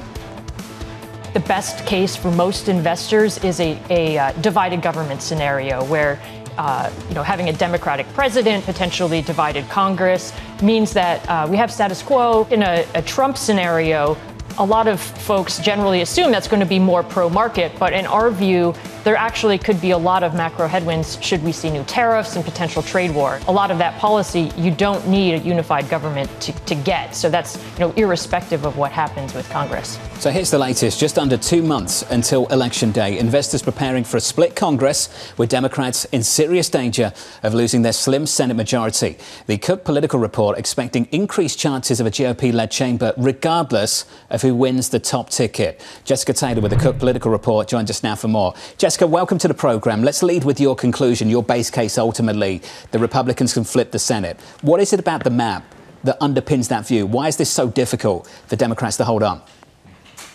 Well, just the third of the Senate that's up this year is just increasingly difficult for Democrats. They're defending 23 seats to just 11 for Republicans, and overwhelmingly a lot of those are in very red territory. So we start with a 51-49 majority, but because Joe Manchin of West Virginia is retiring, that seat is virtually guaranteed to flip to Republicans. So we're at 50-50. And then you still have the Montana seat in a state that Trump won by 16 points, and Ohio in a state that Trump won twice by 8 points that are increasingly difficult. Last week, we shifted our rating in the Montana Senate race to say that John Tester, a Democrat who's held that seat since 2006, is now the underdog. We now rate that race as lean Republican, that his Republican challenger, Tim Sheehy, is a slight favorite now. So if they lose that race, then they have lost the Senate majority, essentially. Jessica, many will say, though, don't bet against Tester. Senator Tester's had this seat, as you said, since 2006. He's faced some tough competition in the past. What about this race you think changes that? He has, and he's won in 2012 and 2018, but those were against some weaker challengers. And in 2012, Romney won that state by 12 points, and he managed to outrun Obama by 7 points. But I think that it's a very good chance that Trump is going to win that state by at least the same margin he did in 2020.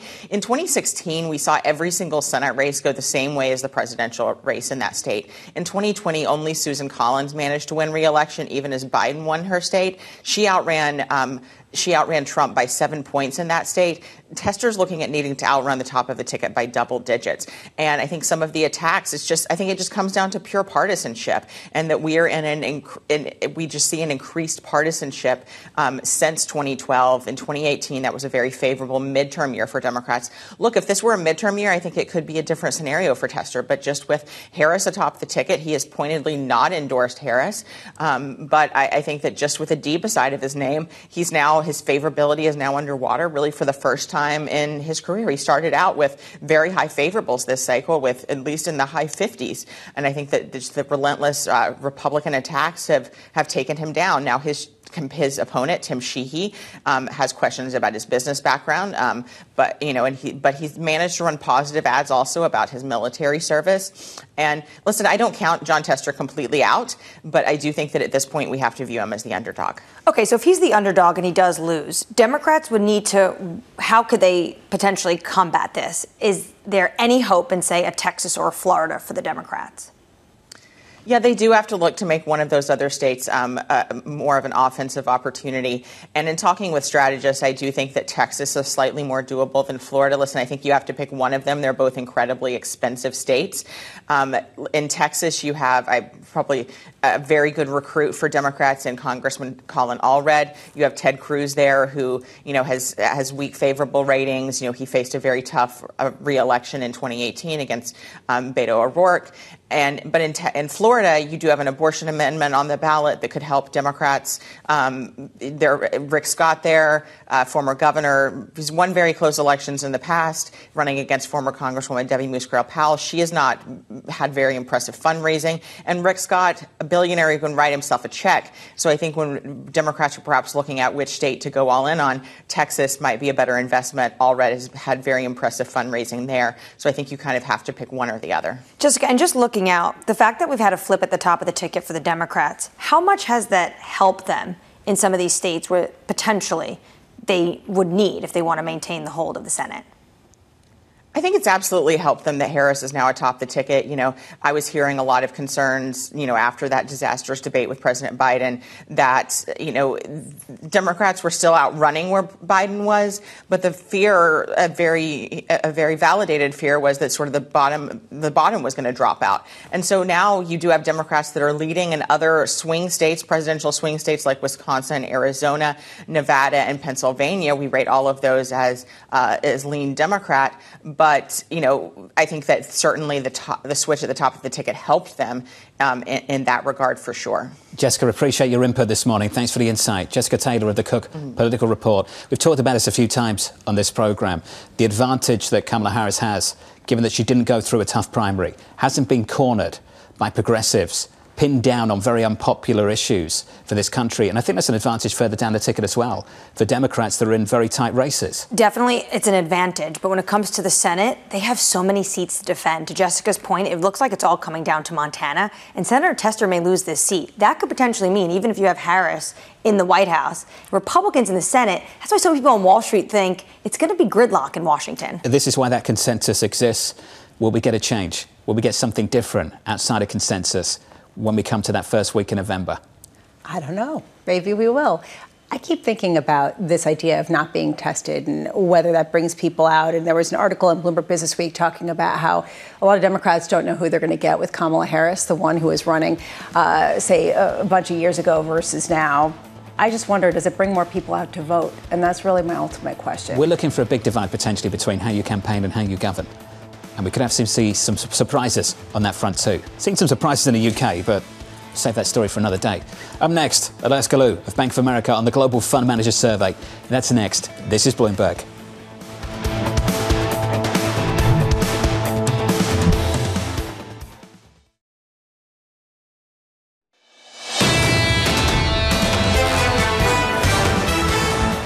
Stocks are positive once again. We're up by 0.2% on the S&P 500. Called it a quarter on the Nasdaq 100.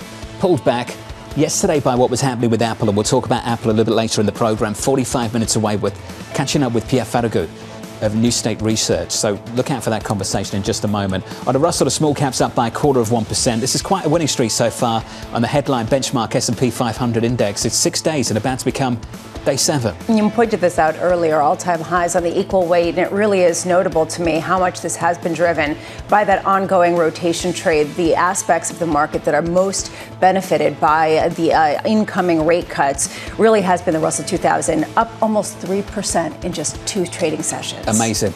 The 2-year yield up a single basis point. Not much price action this morning, but plenty over the last few months. Bonds have been rallying. Yields have been falling. 2-year and 10-year yields are at or close to the lows of 2024, going into this Federal Reserve decision, looking for potentially a 50 basis point reduction that we're told by a couple of people, including BMO and Citi, could be hinging on this one data point we get in 60 minutes' time. And how much is that going to color not only what the Fed decides to do, but also how the market responds to it? We've been talking extensively about whether this is ultimately a buy the rumor, sell the news type of event, given the fact that this market is priced in 100 basis points of rate cuts this year, 250 basis points of rate cuts through the end of next year, and a positive tilt, a positive read-through to risk assets to boot. So you're on the money, as always. This is the conversation we've got to have. Rate cuts with what economic backdrop? Not all rate cuts are created equally. And this is what intrigues me about how the bond market is priced now. It feels like this bond market is priced for a return to neutral over the next 18 months, let's say. Potentially 200 basis points of interest rate reductions. Any more easing price beyond here, you start to talk about a conversation going beyond neutral to accommodative.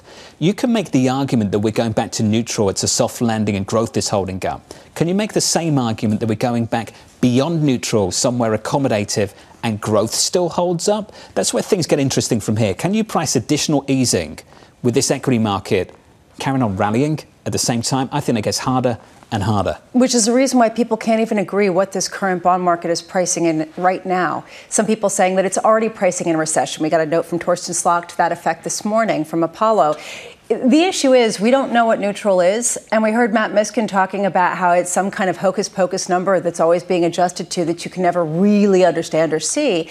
To me, this really goes down to the idea of, are we in a new regime than pre-pandemic in terms of inflation, or are we not? And that ultimately is a tension underpinning people's interpretation of what the bond market currently is pricing in. You'll love this quote from Sheila over at Morgan Stanley. You might have seen it. Equities are pricing in an immaculate soft landing. Bonds, for their part, have rallied aggressively, suggesting recession and intimating that the Fed is behind the curve. Lisa essentially saying that if bonds are right, earnings get hit, and if bonds are wrong, higher rates will create headwinds for valuations. So it's like lose-lose in the equity market, according to Sheila at Morgan Stanley. After win-win for so long, and really ultimately that's the key question, do you end up with so much price to perfection type of activity in markets that there is sort of a downside risk that is disproportional, not because the economy is about to fall out of bed, but just because people are full of hopium? Full of hopium in this equity market. That move in bonds, yield to lower, has unlocked another leg of dollar weakness. We've had 4 days of it on DXY. The euro just a little bit firmer here, 111.36. The fact that we're even close to unchanged on euro dollar in the face of some of the data we've had in the last 24 hours. I know that we don't pay much attention to the ZEW investor expectations out of Germany, but they're kind of rock bottom in Germany at the moment. Are we sitting here and saying that the bar's so low now it's easier to beat? Is that the argument for the euro? I mean, Jeff, Yu is basically talking about how dollar positioning was just so aggressive that anything that signified that Europe wasn't falling off the map means that it's positive. But there are signs, and he pointed this out too, that structurally there are aspects of the European economy that are falling off the map. And that German ZEW, I'm not going to call it ZEW survey that came out this morning fell to the lowest in almost a year, and really highlights how both the headline data and the structural headwinds really are significantly pointing to weakness. That's a slip, forgive me. ZEW. Under surveillance this morning, the Secret Service acting director saying agents did not search the perimeter of Donald Trump's Florida golf club before the former president began his round on Sunday. The FBI saying the gunman, who was spotted aiming a rifle in Trump's direction, spent almost 12 hours near the course. Well, this is the big question that now everyone is talking about. One, was the Secret Service aware that Donald Trump was going to be golfing that day, or was this kind of last minute? You have the Secret Service acting director saying yesterday the president wasn't even really supposed to go there. So was there enough time for them to make sure that they did a proper sweep of the perimeter? And second, this is going to be not even a fight in Washington. Everyone is lining up. They think the Secret Service needs more money, things like drones, things like more individuals on the ground, and they need to get it done fast because we are 7 weeks today from the U.S. election. And we also need to understand exactly how to surveil potential lone wolves, or understand what their motivations are. Are they lone wolves? Are they being, are they part of something else? We don't have a sense of any of that. How can that be after months, 2 months after the first attempt? How can we not have any of that information at a time where ostensibly we have a bigger data collection unit than ever before in terms of being able to mine data to get clues? There's a word we've said repeatedly over the last 2 months and a whole lot more in the last 24 hours. Shocking. Just absolutely shocking.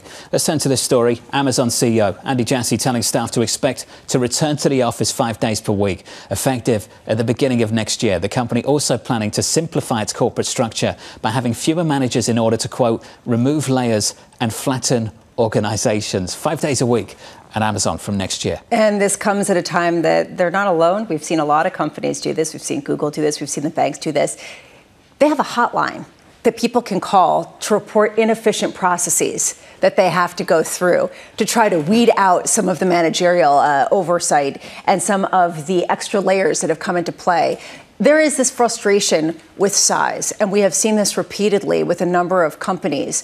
Interesting to see how they evolve with this and where they're targeting, whether this is the cloud or whether this is more broadly. It's been interesting to see how they use the return to work policy, return to office, because of course they're working at home, return to office, just to be very clear about that. That policy is almost a filter them to self-select ahead of the end of the year conversations, start of the year conversations about who's going to stick around for another 12 months, don't you think? That's a fascinating take. I've felt that way about tech firms now for the last couple of years. That's been the push. Self-select. Do you want to come back or not? And the people that do stick around, and the people that don't, there's going to be a list of them. You select who's going to stay, who's going to go. If you take it a step further, this really points to this idea that maybe it's sort of peak employment, and there is this feeling of a desire to shed some workers. You've seen this in other places too, but there isn't that same leverage of the employees that we saw for a long time. So regardless, that's sort of an interesting takeaway. Gone are the days where the first-year analyst at Goldman Sachs comes out with a PowerPoint presentation about being stressed at work, right? Do you remember those days? Stressed at work and needing a pay rise. And the banks were coming out and saying, yes, 150 for you, 150 for you, 150 for you. Please stick around. My PowerPoint was really good. Did you do a PowerPoint presentation? About how stressed I was. For management and human resources? Why aren't we working from home? Did you fail? Hi, here I am. Your PowerPoint presentation, no good? Yeah, Should have seen TK's PowerPoint presentation. I think he asked for per diem for lunch. Is that what he wanted? I bet. On a regular basis. Bow tie wax. Sure. Let's turn to this one. Bank of America's Global Fund Manager Survey showing investor sentiment rising for the first time since June. Participants seeing a 79% chance for soft landing, but nervous bulls are showing caution, with risk appetite falling to an 11-month low. Elyas Galou of Bank of America Securities joins us now for more. Welcome to the program, sir. It's good to catch up with you. Let's just start with this phrase, nervous bulls. What speaks to you in this fund manager survey that tells you that ultimately they're nervous? Morning. Look, it's great to be back here. Look, nervosity was palpable across some of the key metrics that we look at every month in the Global Fund Manager Survey. Take, for instance, the risk appetite. About a net 23% of FMS investors said that they were taking lower than normal risk levels at the moment. We also have the FMS Financial Market Stability Risk Indicator, which is this blended measure of risk indicators which rose to an 8-month high. You also look, for instance, at the desire for greater payouts. This rose to the highest level since 2013. And finally, just look at the extent of the rotation out of cyclicals and commodities into bond sensitives and defensives. This one was one of the most brutal rotation in the 25 years of the Global Fund Manager Survey. So yes, there is palpable nervosity, and maybe the best illustration of this apparent nervosity is FMS positioning on commodities. FMS investors slashed their exposure to commodities and are now the most underweight the asset class since June 2017. And that's why we say that investors are nervous bull into the fall. That commodity position speaks to why we've got this biggest underweight on energy since December 2020. Just to sit on the sectors and go through some of the overweights and underweights elsewhere. Overweight utilities by the most since December 2008. The biggest overweight on banks since February 23. The most overweight on staples since September 23. Can you walk me through what's offensive and what's defensive in those sectors? Utilities, I'm told, are defensive by some, but by others they are more offensive given this tie-up with AI more recently. Banks, I don't know if banks are meant to trade higher on higher rates or on lower rates anymore. And then you've got the likes of staples, which typically is very defensive. What does that sector mix, those preferences tell you?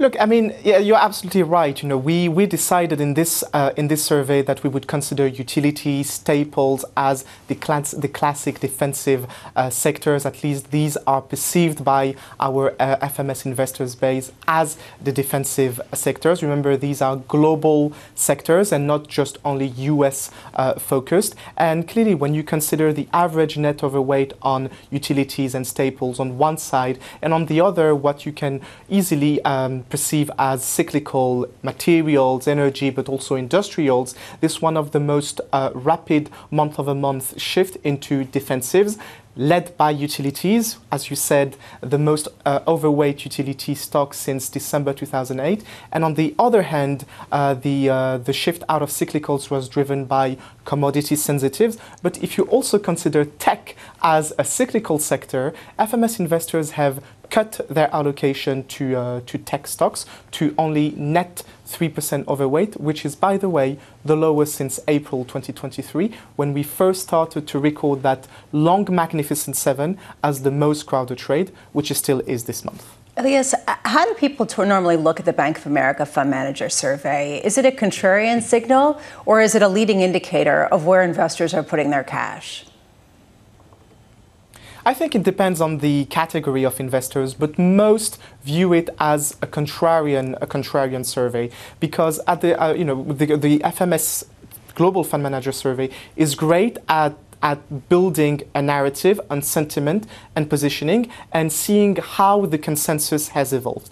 Today, there's clearly been a defensive tilt in positioning through the summer. This is how FMS investors have weathered the summer vol events in July, in August. They have shifted into utilities, but also into bond sensitives, and that's related to the big expectation regarding rate cuts. In fact, we just recorded the biggest share of investors expecting lower short-term rates in the next 12 months. 93% of them expect lower short-term rates by this time next year. And on the other hand, it's great for developing a contrarian view. If you are a contrarian today, you would actually be adding to commodities, to anything that's China sensitive, energy, commodities, but also cyclicals and REITs in particular. So that's how we form the contrarian view. Yeah, next level contrarian when you start going heavily into China, considering the current sentiment. Another aspect in terms of if you really feel bold, 90% of recipients expect yield curves to steepen. That is the most on record. This comes at a time, exactly to your point, everyone's expecting short-term yields to go lower. How many people are pushing back in any way, shape, or form and expecting a flattening yield curve? Or, I mean, is that something that people are even thinking about, or does this really hint at this concern that maybe there is too much complacency priced in about what the Fed is willing and able to do with rate cuts? Of course, I mean, if you are very bullish on a global economic soft landing, you are very bullish on the fact that inflation will slow, that central banks will be able to deliver swift easing cycle and rate cuts in the next 12 months. And that's how you position in favor of a steeper yield curve. But the big steepening has happened already. I mean, you discussed that just before our discussion, right? The bond market is pricing, it depends on the day, but between 200 and 250 bips of cuts in the next 12 to 15 months. That's a lot of cuts. And you see why we considered this survey as a nervous optimistic survey, because it's so reliant on Fed cuts. And the big risk is if the Fed does not deliver in terms of expectation, that's where the big risk lies as of today. Elyas, you mentioned China. How concerned are investors about the macroeconomic outlook coming out of Beijing? Sure. I mean, we're talking about the world's second largest economy, and FMS macro sentiment on China just hit the lowest level in the past 3 years. In fact, since we started asking about China growth expectation. So China has clearly been one of the major factor in weighting down on the sentiment this month. But the bullishness on the Fed, the bullishness on the soft landing have been able to outweigh the pessimism on China. And that's why the overall FMS sentiment rose for the first time in 3 months. And this whiff of optimism on the other end allowed for lower FMS cash allocation. Investors started to deploy cash for the first time in 4 months. And we think that's a contrarian positive in the near term. Interesting. Elyas, always great to catch up with you. Bank of America. Thank you, sir. Elyas Galou there, Bank of America. Global research on the Global Fund Manager Survey. The title of this month, The Contrarian Play, Commodities. Commodities is not where the money is right now. No, you saw allocations drop to the lowest, I believe, going back to 2007. Something insane as people really look to what we have seen, which is weakness, even in the face of a resilient economy. This is weakness that comes with the transition to electric vehicles, as well as the weakness in China that very few people are willing to really get ahead of. Brent crude just about in the 70s. Let's get you an update on stories elsewhere with your Bloomberg brief. Here's Yahira Hackers. Hey, Yahira. Hi, John. Staying on commodities, Goldman Sachs predicting gold could face a minor near-term setback if the Fed decides to cut rates by only 25 basis points tomorrow. But the analysts then see it rallying to a record as money flows into gold-backed ETFs. Spot gold is currently trading at around $2,575 an ounce. Goldman expects it will surge to $2,700 an ounce by early next year. Meanwhile, the Harris campaign is gearing up for a rare high-profile fundraising event in Manhattan. The event is being billed as the final chance to see Harris in New York before the election. Tickets for the event go for $500 to $1 million, with the top buyers given access to additional exclusive events. Harris has built a large cash lead over Donald Trump, raising $361 million in August, nearly 3 times what the Republican nominee reported. And Stanford University topped the Bloomberg Businessweek rankings of the best business school for the 2024 to 25 academic year. This marks the 6th straight year Stanford takes the top spot among full-time MBA programs at U.S. schools. The Palo Alto-based university maintains strong scores in 4 of the 5 areas we index, including compensation, learning, networking, and entrepreneurship. Rounding out the top 5 were Chicago, Northwestern, Dartmouth, and Virginia. That's your Bloomberg Brief. John? Very cool. Yahira, thank you. More from Yahira in about 30 minutes. Up next on the program, waiting on the cut. We'll see what the market does. There will be 3 cuts of 25. And at the end of the day, what matters is where we are at the end of the year. A conversation just around the corner from New York. This is Bloomberg.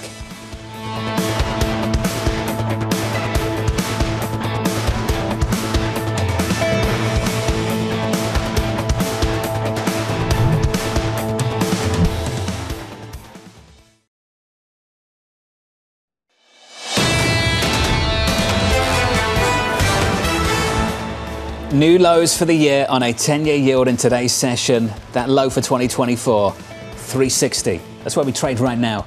Going into this Federal Reserve decision, we're down a single basis point. The 10-year 360.26. Under surveillance this morning, the Fed's 2-day meeting begins.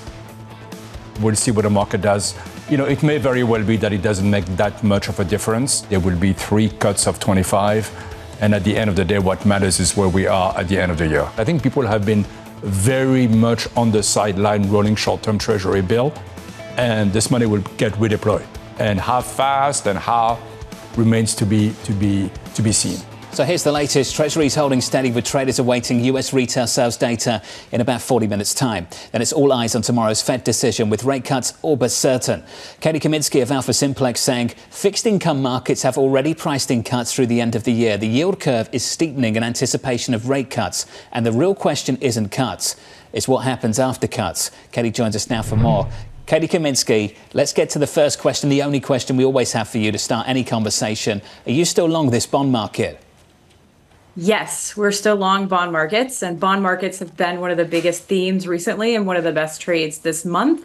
I'd say that what is interesting about that is that we're positioned very defensively outside of equities, which has me thinking. Okay, have you thinking about what? That if you're positioned outside of equities, outside of what's your positioning? What's sort of the shift in momentum that you're looking for?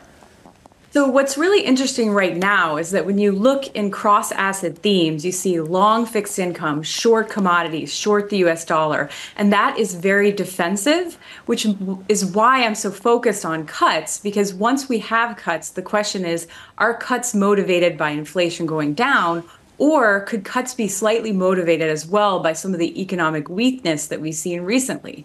As we move into cuts in a period where we're not in a recession, what does that mean for markets after cuts occur?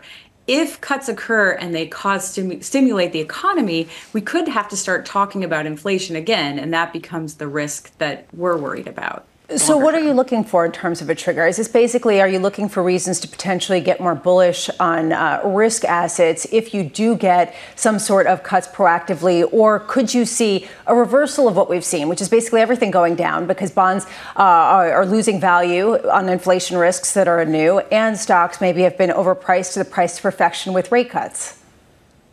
Exactly. And I think the challenge is if we have really aggressive cuts and then, of course, we see that we have a little bit of a pullback, then we're going to see a repricing in the fixed income curve, which I think would be the idea that it will take longer to get to lower rates than people would have expected, so that would be a repricing. I'm also concerned about the commodity sector, which has been a very, very strong short signal since early this summer. If you start to see economic activity tick up again, that could be at risk for bottoming out and starting to reaccelerate. So I think for us right now, given we're defensive in positioning, that's going to be positive for equities, but there are new risks that will have to be examined as soon as we move into a new cycle. But Katy, doesn't the fact that China is slowing down, we just had the Bank of America fund survey representative on talking about the fact that the contrarian trade is in commodities because they're doing so poorly. Doesn't that really quell these concerns about inflation reaccelerating?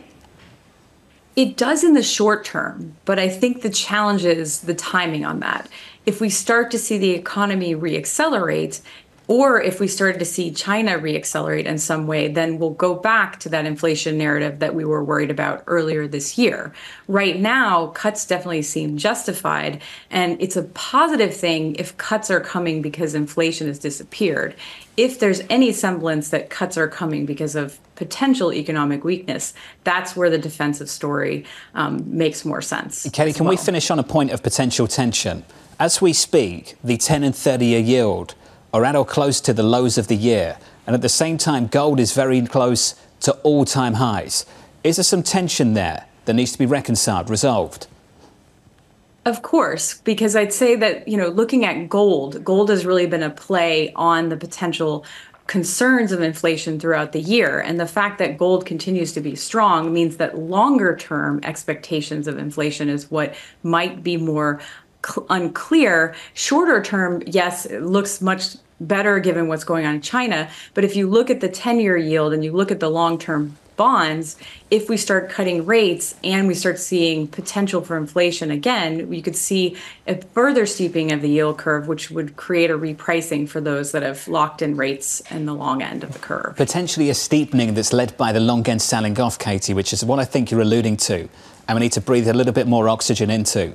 Can we talk about that? If this Fed outdoves this market tomorrow, does that long end sell off? It's possible. I mean, think about it. When you think about inflation, if inflation expectations change because of an aggressive Fed cut from the Fed, then what you're going to see is that repricing of long-term inflation expectations. Remember, we're still above target and we're cutting rates. So if we cut rates aggressively and inflation expectations tick up, that means that longer-term bonds will have more vulnerability, and we'll see different correlations between stocks and bonds, something that we've been dealing with for the last 2 years. Interesting. Super thoughtful stuff. Katy, thank you. Katy Kaminski of AlphaSimplex on this bond market. Up next on this programme, third hour of Bloomberg Surveillance just around the corner. We'll catch up with Lerner of Truist, Pierre Ferragu of New Street Research, Blerina Uruci of T. Rowe Price, and Ashok Bhatia of Neuberger, Berman. Retail sales 34 minutes away.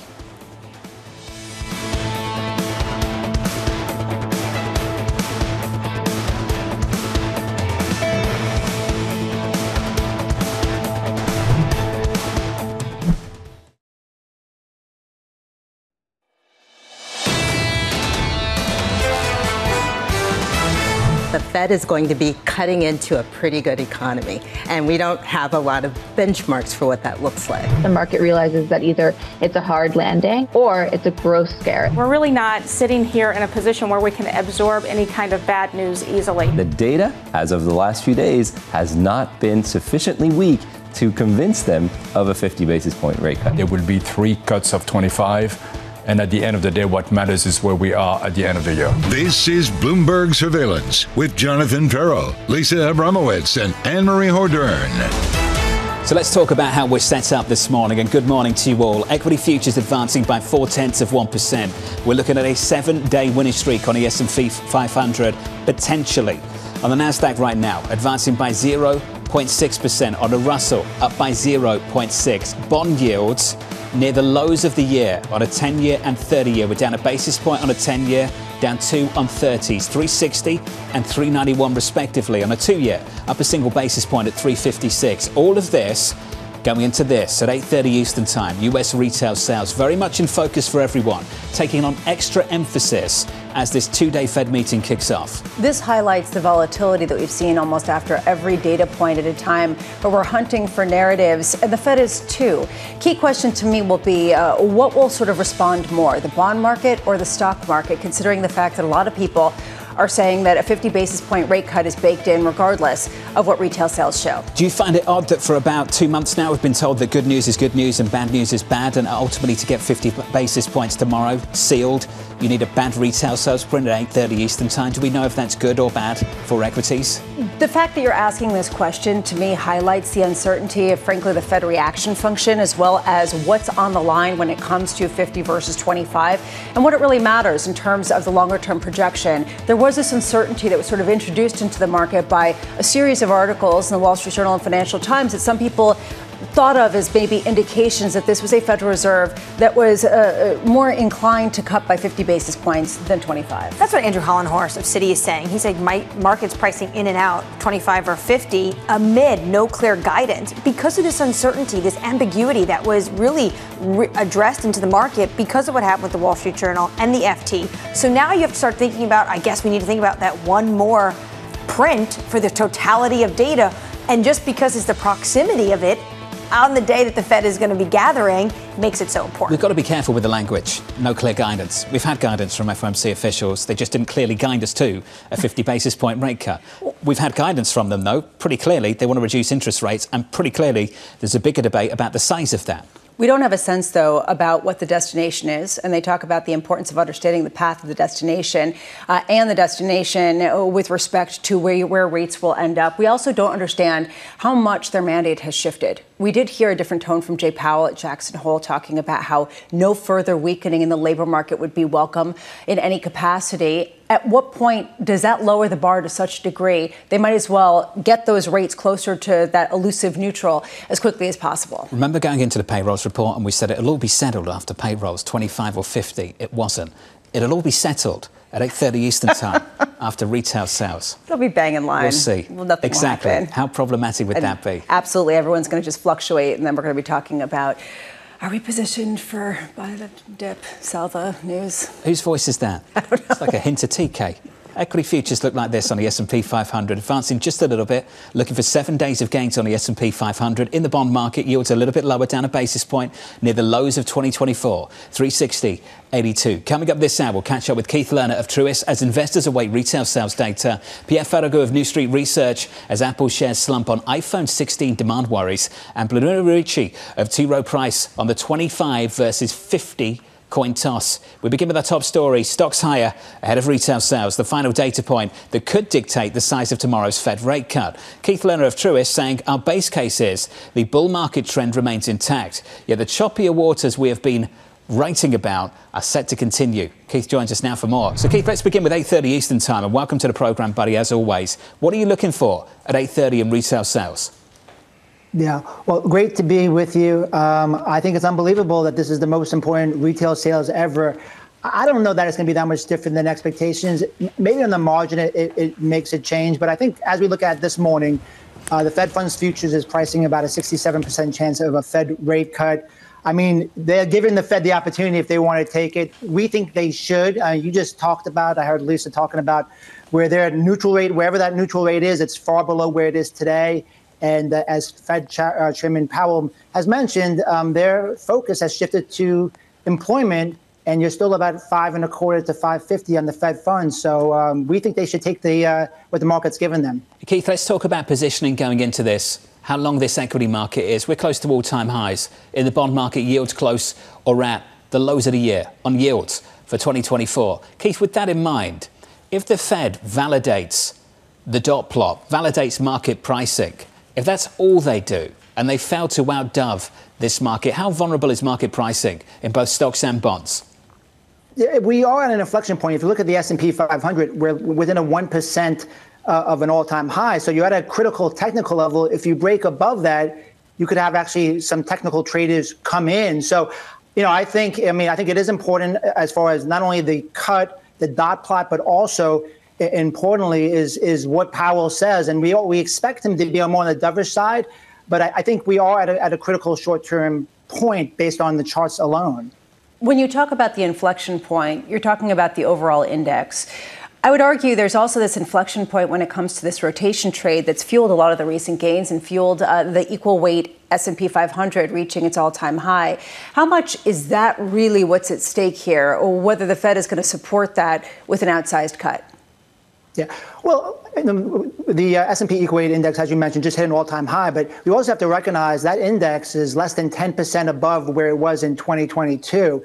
So it's not like it's been way ahead of itself. It traded sideways for a long time, and now this rotation trade has come in, helped the Equal Weight Index. We saw industrials make a new high yesterday. Financials are close to a new high. So, and then we have the advanced decline line for the S&P also at an all-time high. So I think if they're less dovish than the market anticipates, then you would see some money move out of there. I mean, either way, we still like tech. I know tech's has been struggling here more recently. We actually upgraded it during the August pullback. But if you have a cooling economy, which we think continues regardless of what happens with the Fed tomorrow, and we're seeing earning trends in tech still stronger than the overall market, we think money eventually moves back there in the fourth quarter. But at this point, again, I think the rotation trade, likely, I think you'll see participation. But I do think if you have a less dovish press conference, then you would likely see that kind of stall out. Keith, I love that you're trying to do scenario analysis. We're all trying to do scenario analysis. We're having the fun game of 25 or 50 for the past couple of weeks. There is this issue of at what point do you just buy tech? And that's basically what you're going into. How much is that because of some of the recent sell-off, the fact that it's been lagging behind? And how much is it because of moves like what we saw with Microsoft actually increasing its dividend, albeit to still low level? But in some ways, this is the new income play? Yeah, and maybe it's an income play, but I think in general, you're thinking about, an economy that's cooling, right? We can debate. Some people are saying recession. That's not our base case, but we can agree that it's cooling. And in a cooling environment, I think investors will eventually continue to pay a premium for companies where there is growth. And as you mentioned, where things can be done on the balance sheets or income statements as far as, buybacks and dividend payments. So tech has a bit of both. And the other thing, during the correction in tech, we have not seen any kind of weakness in the overall technology earnings side, which would make us more nervous. And then also for just, a little bit of context, over the last 3 years, tech is up, around 50 to 60%. During the technology bubble, into that technology peak, it was up over 350% on a 3-year basis. So we don't think we're in bubble territory. And we just think that we have an uncertain environment. And in that environment, you go through where these companies are generating huge cash flows, have strong balance sheets. And I think that AI story is still relatively early. Keith, I think you've touched on a part of the market, a part of the story that people are having difficulty with. Keith, typically, as growth starts to decelerate and rates come down, that would present an argument to go into some of those tech firms that you've just described. But Keith, at the moment, we're having a conversation about slower growth, lower rates, but rotating away from those names and going to places that typically are associated with better growth and higher rates, banks. Keith, can you walk me through the kind of beneficiaries in this equity market? Who benefits? Who struggles with lower interest rates in the 18 months ahead of us? Yeah, so I think part of what we're seeing is also just a reflection of what position was. If you think about heading into July, I mean, tech got overextended and position was overdone. And on these other areas, as I mentioned, the equal weight index hadn't done much. Financials had lagged. So I think part of what we've seen, even though it kind of seems counterintuitive, is just kind of a repositioning. If rates come down, we're also overweight utilities. Believe it or not, we're overweight utilities and tech. So I think some of those defensive areas likely continue to work. What areas get hurt by rates? I don't know that many places get hurt. I think it's who benefits more. On the margin, small caps would benefit more because obviously the floating rate debt. Our position, though, is we still longer term like large caps more because in order for small caps to really outperform on a sustainable basis, you really need to see that growth accelerate. And that's not our base. I will say, just an interesting discussion. We talked about scenario analysis. It's not our base case, but no one's talking about a potential of a reacceleration really in the economy. I shouldn't say no one, but majority of folks aren't. And you do have the dollar that has come down quite a bit. You've seen oil prices come down quite a bit as well. So, that would be the case where you'd see these other areas really, really pop. Now, again, not a base case, but maybe something to think about. Well, just to build on that, Keith, and just to underscore the fact that Katy Kaminski was making that point just a minute ago, at what point do you get underweight longer-term bonds at a time where a lot of people are seeing very little upside gain going forward based on the fact that we've hit the lowest going back a year? Yeah, well, we were excited about bonds when they were around 450, 460. We were actually long duration bonds. We cut that as we moved below 4. At this point, on a shorter term basis, I mean, I think, even in a really diverse scenario, maybe you go down to 325 in the 10-year. That's where we were close to during that mini financial crisis we had over a year ago. So, I mean, you do, when you look historically after the first rate cut, the 10-year tends to move down over the next year, whether you have a soft landing or a hard landing. So I think ultimately yields move lower. I think on a short-term basis, they've moved so much in a short period of time. I just don't think the risk-reward is that compelling after this move. Hey, Keith, good to get your thoughts. As always, Keith Lerner of Truist going to a very finely balanced Federal Reserve decision tomorrow afternoon. The last time we had this kind of tension, I'm thinking back to maybe spring of last year, where we had the bank stress and we were wondering whether they would pull away from hiking interest rates, and they still hiked interest rates. And I wonder if that's a sign of how confident this Fed might be, how convicted it might be about the decision they've got to make tomorrow. On the other side, to basically cut rates by 50 basis points, even if you get a robust retail sales number. So we'll have to see how stocks really respond to the retail sales print, which is going to be shocking. The most important retail sales print ever in the history of financial markets at 8:30 Eastern Time, just around the corner. Let's get you an update on stories elsewhere with your Bloomberg Brief. Here's Yahara Hakez. Hey, Yahara. Hi, John. Iraq's prime minister telling Bloomberg that U.S. troops are no longer needed in his country, saying they've largely succeeded in vanquishing ISIS and are moving on from wars to stability. Around 2,500 American soldiers are still based in the country, part of a coalition formed in 2014 as ISIS was still gaining ground. Iraq has said it wants a full U.S. withdrawal by 2026, but the White House and some U.S. politicians remain wary. Meanwhile, parts of Central Europe are bracing for further damage amid the region's worst flooding in 2 decades. Residents in parts of Poland and the Czech Republic have been evacuated as heavy rains continue and water levels on the river Danube rise further. In Austria, the focus is turning to melting snow and landslides after the slow-moving cold weather system brought heavy snowfall to the Alps. At least 17 people have died across several countries over the past several days.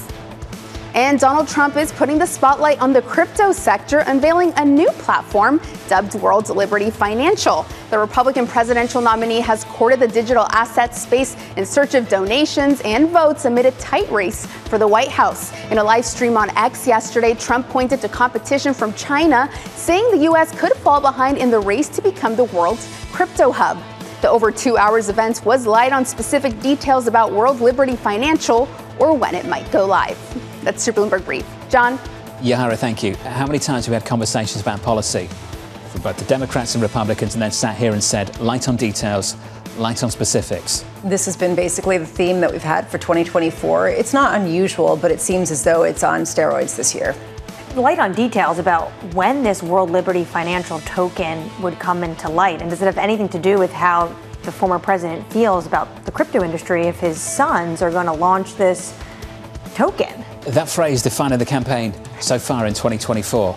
Up next on the programme, the Morning Calls Plus, Pierre Ferragu of New Street, as weak iPhone 16 demand puts pressure on Apple. That conversation just around the corner. Your retail sales print 15 minutes away with equities just off session highs.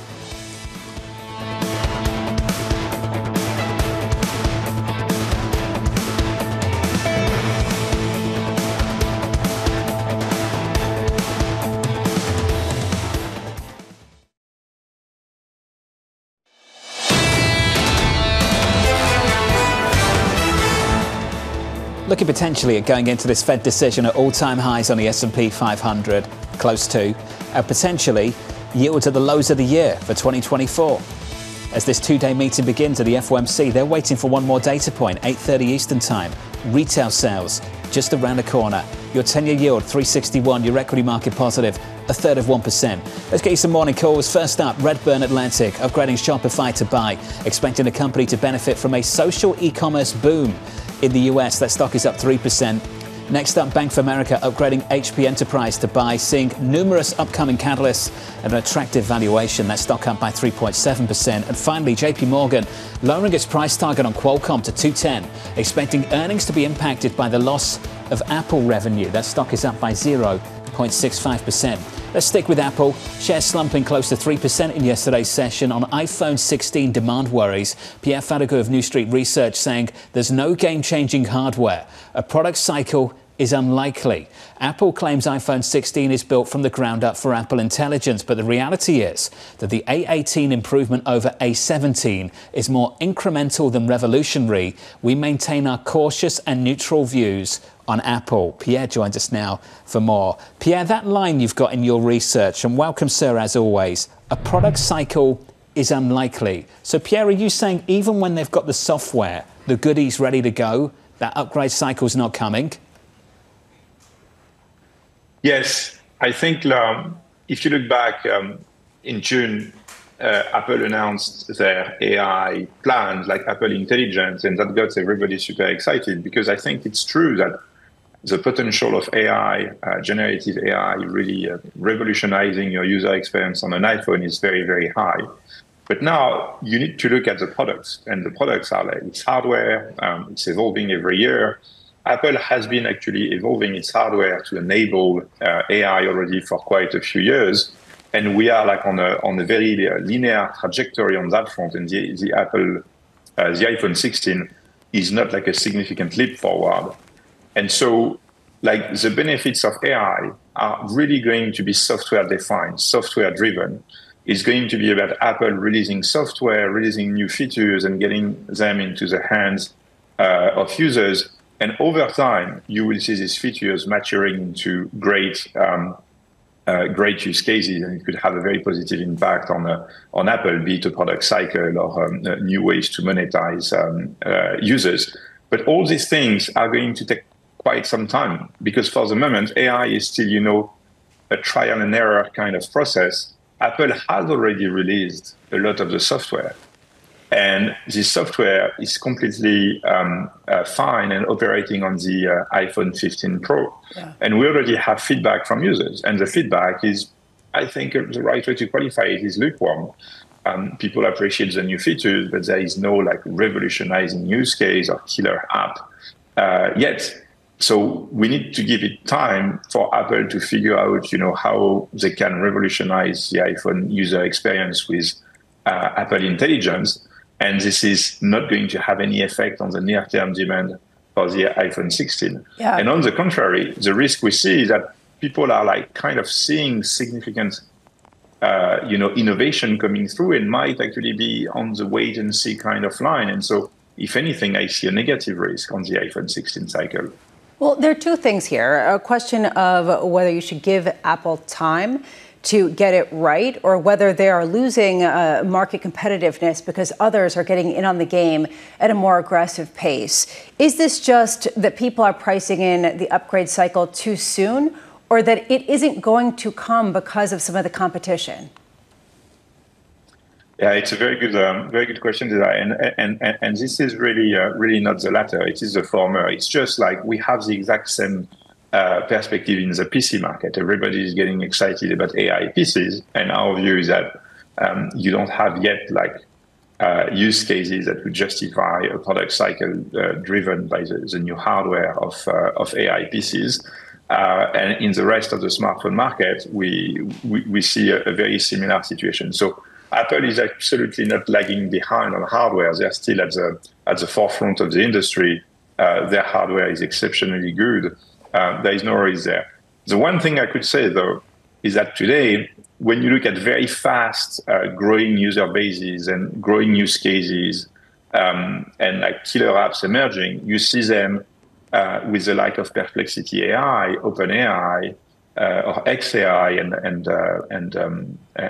Grok on X. So for the moment, AI is making progress like outside of hardware companies. So that's one thing you want to keep an eye on. Is Apple really going to be able to offer a very strongly differentiated AI experience because they own the hardware, or actually are OpenAI and Perplexity AIs and other similar players going to have control on the technology because they're innovating faster on the software front and on the service front. Pierre, what do you make then potentially of a better cycle for the iPhone 17 when you would get this marriage of the AI software and new hardware? Yeah, I think it's especially, if the iPhone 16 revealed itself in the end disappointing, what it means. It means it's a lower compare, and investors are usually very quick to take that for a positive. It also means that the install base will be aging more than usual. And then, yes, we are in a very fast evolving, very fast innovating environment with AI. And so the iPhone 16 is on the AI timescale is quite far away. And so we could actually have much more exciting reasons to be positive and excited about the 17 cycle. And as a general rule, Apple has always had fairly good rebound years after a weak cycle. So the weaker the 16 will be, the more positive I will be about the 17, for sure. Excitement postponed. Pierre, thank you, sir. Pierre Ferragu of New Street Research on the latest iPhone. Some real concerns in the last 24 hours about what pre-orders look like and what the first quarter is going to look like for this new iPhone. Yeah, with some signs that maybe it's a good 10 to 15% lower than what it was this time last year, even right before the holiday season. And that's really the issue, is that this is when they have to be getting that robust sales kick to really make the sort of profit targets that some people are looking for. Throwing cold water on the Dan Ives thesis as well, right, over at Wedbush. Looking for that golden upgrade cycle, that big story we've been waiting for a number of years now. I've heard that argument for a number of years. Now, the fact that it hasn't materialised hasn't held back the stock, so I think we have to mention that, but it hasn't materialised. And that's coming at a time when they have been slightly behind when it comes to the AI technological rollout and also the folding prowess that some have really managed to nail home. Not buying that, are you? Well, I just think that until you get good screws that can make the actual connections work. I mean, if it starts to break apart, the more complicated a phone is, just mechanically, the more things can go wrong. That's what I'm learning. So you're not ready to buy the folding phone just yet? I mean, I like the idea of a bigger screen. I don't like the idea of if someone's calling you being like, oh, wait, hold on a second. Let me get this. How thick is this thing? I don't know. Anyway. All right, up next, the big one. Retail sales, the last key data point before the Federal Reserve decision. It's exciting stuff. It's 8:30 Eastern time. It's just around the corner. Reacting, we'll catch up with Blerina, Uruci of T. Rowe Price, Ashok, Bhatia of Neuberger, Berman here to react, and Michael McKee here to break the number. Retail sales just around the corner, and for many of you, the difference between 25 and 50. We could settle that debate in just 5 minutes' time. Let's see if we will. The data drops next.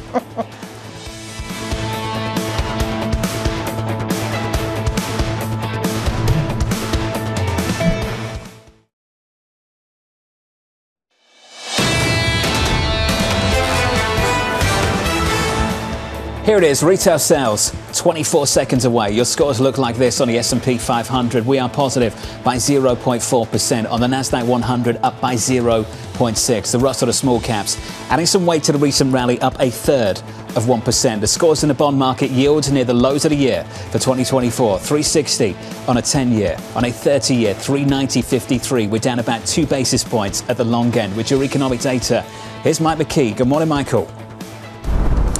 Good morning, John. Well, the U.S. economy appears to be doing a little bit better than people anticipated as we get a 0.1% rise in retail sales overall. The forecast was for a 0.2% decline given the low number of automobile sales last month. But retail sales ex autos comes in at 0.1%. Retail sales ex auto and gas 0.2%. And the retail sales control group matches the last couple of months with a 0.3% rise. So all this, with the exception of the headline, is basically what was anticipated in the markets. And it's probably, John, not going to answer the question you posed just before the break of whether this pushes them to do 50 or 25. It settles absolutely nothing. Mike, that's how we started the hour. We said, remember going into payrolls when we said this is the one that will settle the debate, and then it didn't. This is the one that will settle the debate, and it hasn't. At the front end of the yield curve, yields are still up by, let's call it 0.5 basis point. At the longer end of the curve, we're still down about 2 on 10s. On 30s, we're down 2 to about 390 on a 10-year at the moment, 360. I'll show you how the equity markets responded to this. Equity futures shaping up as follows on the S&P 500, the Nasdaq and the Russell. On the S&P up by 0.4%. Similar move on the Russell. The Nasdaq basically as you were, up by 0.6%. And dollar yen has hardly moved. Check out an intraday chart of dollar yen, 140.79, basically unchanged on the session. Lisa, this one has settled absolutely nothing about 25 versus 50. And that was the most important retail sale in the history of financial markets. Look, this is the real point that we have here. Everyone's looking for clarity at a time where there isn't that to be had. Whether the Fed uses this as a reason to cut 50, not likely. However, will it dissuade them from going 50 if they already had indicated they wanted to? I don't know. I'm looking for dissents. Michael McKee, walk me through what you're looking for, what this committee conversation looks like that starts today and concludes tomorrow. Well, the committee is basically going to make its decision on whether it thinks the economy needs the extra stimulus, that we are too far above neutral and still too tight. This number doesn't suggest that, although some of the underlying figures do. There are a lot of negative categories this month, somewhat surprisingly, including food and beverage stores, grocery stores. Some people had thought that everybody was just cutting back on everything else to spend on food and grocery stores, but they're down by 0.6 and 0.7. Clothing stores are down, and August is supposed to be a back-to-school month, so some odd stuff there. The big gainer, non-store retailers. The Internet is the one that improved the most, up 1.4%. So it looks like at this point Americans are still hanging in there, but they're being a little bit pickier about what they're buying. And there's this real feeling that this confirms what we've heard from a lot of companies in terms of the forward look. Does this sort of remove any indication of any reacceleration in the economy or a risk that that is something that should be a preeminent concern for the Fed? In other words, does this do anything to dissuade people who already wanted to cut by 50 basis points from doing so? I don't know that it dissuades people. They can make the argument that there were a number of categories that did see negative results over the month, but it doesn't really show the economy overall is falling off. When you look at the control number, which is you take out gasoline, automobiles, and building materials because they go into GDP in different areas, you still see enough strength that the economy can continue along. And you look at the Atlanta Fed GDP is 2.5%. So it's still hard to make the case that the economy is in need of a cut. The only question is, as has been pointed out, whatever they do tomorrow won't hit the economy until maybe February or March of next year. So they've got to be looking not at what we just saw for the month of August, but what they think the economy is going to be like next year, early next year. And that's a little bit harder to game out. Mike McKee, stay close. Let's recap this data. 0.3% on the control group. That's the data point that goes into US GDP, in line with expectations at 0.3. The headline retail sales read just a little bit better than anticipated. Remember, 25 or 50. What people were looking for was a weaker retail sales print to all but cement a 50 basis point rate cut at the Federal Reserve tomorrow afternoon. This settles absolutely nothing. Check out the equity market on the S&P, on the Nasdaq, the Russell. This is what pricing looks like going into the opening bell about an hour from now. Equity futures up 1/3 on the S&P. The Nasdaq is basically where it was, Lisa, before the number. After the number, we're up by 0.6%. If there is any conclusion from this retail sales report, it confirms what we've already been hearing, which is that companies say that you do have picky consumers, but they're not falling off a cliff. And it confirms that this is still a market that is pricing in a good chance of a 50 basis point rate cut by the Federal Reserve. If that happens, it would be the right kind of cut. At least that is the implication from markets and from this recent data showing that the economy isn't falling off a cliff, but additional stimulus could potentially, or additional easing could potentially give some speed to the rotation and the gains that we've seen in equity. Which speaks to the rally, as you just said, speaks to the rally in the equity market over the last week and again this morning on equity futures going into the opening bell. To continue this conversation, joining us now is Blerina Uruci of T. Rowe Price. Blerina, let's get to this data. It seems to have settled absolutely nothing about whether we go 25 or 50 tomorrow afternoon. What's your base case now? So I would say that what we discussed here in the past is still valid, that the Fed is data dependent, not data point dependent. And so I hope when they sit in their deliberations today and tomorrow, they'll look at what we've seen in the economy over the last 3 months. I would say before the quiet period, we didn't have an indication that they wanted to start this cutting cycle with a big cut, but it seems like perhaps we don't have as good a sense of how the Fed is interpreting the labor market data as we should. And so I think into the decision, it's really essentially a coin flip, and I don't disagree with market expectations here. I do think that the Fed perhaps is looking at the fall in vacancy rates, at the recent uptick in the unemployment rate, and the labor market differential from the consumer side of the data, and saying, okay, the labor market is really slowing down, and perhaps we are a bit behind the curve, and we want to take some insurance cuts early in the cycle. So I think it's completely possible that we get a 50 basis point cut tomorrow. And I do think that the summary of economic projections is probably going to show that the dot plot has 100 basis point worth of cuts for the year as a whole. And I think if you consider how the market deals with uncertainty, perhaps from the FOMC's perspective, it makes communication easier. They start with 50 basis points, and then the market can expect at the November and December meeting a couple of 25 basis point cuts. You mentioned the SEP. Let's start there and we'll unpack the rest in just a moment. The summary of economic projections was last published on June 12th, and that is super stale. So we're going to see some major revisions to that one. You mentioned how the median dot would come down and show in basically 100 basis points of cuts for this year. Blerina, can you walk me through 2025? Where's that median dot for 25? Right. I think you're absolutely right. We're going to get a much more dovish dot plot than we had in June. Just a reminder, in June, we had only one cut for this year. So the FOMC has really changed their assessment of the economy and of the cutting cycle. For next year, I don't expect changes. I think they're going to still have 4 cuts.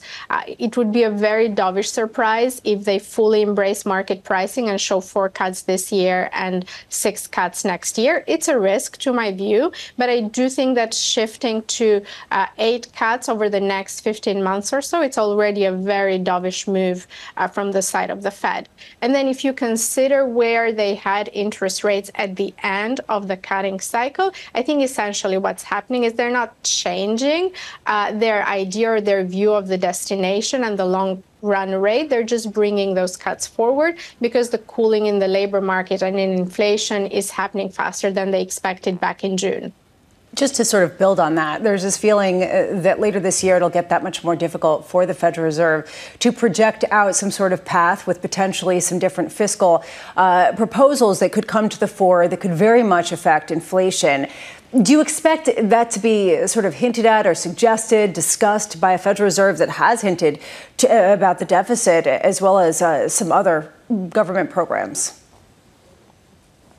I do expect that the FOMC and Powell in particular during the press conference will be asked this question. I think they will stick with their mantra here that they take fiscal policy as given.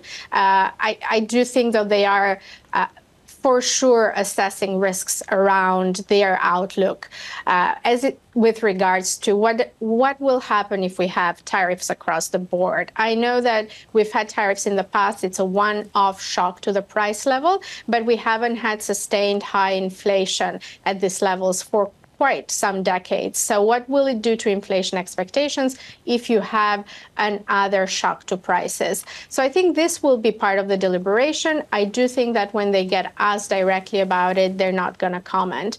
But for me, I think even setting aside fiscal policy uncertainty, I do have a more benign or optimistic interpretation of data, both from the labor market and activity, than the market seem to have. And I do think if the Fed front loads cuts and easing in financial conditions, that it's setting up the economy to perform quite well later this year and at the beginning of 2025. And I think this will put forward some challenges to them bringing inflation down to 2%. Is there any chance that there's a risk that this could set up the economy to, besides doing quite well, potentially re-accelerate inflation, Blerina? I think this is the key risk that people are not talking about anymore. I do think there is too much certainty priced in the market that the Fed is going to bring inflation down to 2%. And when I look at the progress we've made so far on goods disinflation, a lot of that has been driven by dollar strength, by weak import prices, improving supply chains. I don't expect that impulse to help the Fed quite as much. I get the idea that globally commodity prices are soft because we have a China slowdown in the picture, but we're seeing signs of gold and copper picking up, and I think that's basically a precursor to global commodity prices perhaps picking up, and that's not good news for the Fed. Cutting interest rates, the market is pricing more aggressive cuts from the Fed than, say, the ECB, Bank of Canada, or BOE at the moment. I think that's going to lead to some dollar weakness as well. So I'm not very optimistic that the disinflation in goods is going to be sustained. And I think we're going to have more volatility when it comes to domestic services prices and rent inflation. So too much uncertainty, in my view, is priced in with regards to bringing inflation down to 2%. We've got to leave it there. We appreciate your insight going into the Federal Reserve decision tomorrow. Blerina Uruci of T. Rowe Price on the latest. Let's set the stage for you. So we had retail sales out a moment ago, basically in line on a control group, a slight beat on a headline number. Little bit better than expected. What does it mean for the bond market? It means this. Yields up 4 basis points on a 2-year. So yields have been declining for 3 consecutive sessions going into this Fed meeting. And we're giving some back as the meeting begins in Washington. On the margins, maybe giving up the hopes of some sort of massive 3 consecutive 50 basis point rate cuts. This isn't massive moves compared to what we've seen recently. Nonetheless, it just shows that to any degree that this would have been settled, it was not. To any degree that this could give people more conviction to pile into this trade, it did not. And for anybody who feels like this is a clearer picture, it is not. And that is sort of where we are right now. Equity futures still positive, though, up by 0.4% going into this opening bow. Let's continue the conversation. Joining us now is Ashok Bhatia of Neuberger, Berman. Ashok, I want your thoughts on the data, and then we'll shift towards what it means for the Federal Reserve tomorrow. Take it away, please. No, I think on the data, it's just another data point that kind of indicates the U.S. economy is slowing, the labor market's slowing, inflation's, on track to be in sort of the low 2s by next year. And we're sort of moving towards the softer side of a soft landing. And I think that's another data point that's consistent with that. For the Fed tomorrow, it's a close call.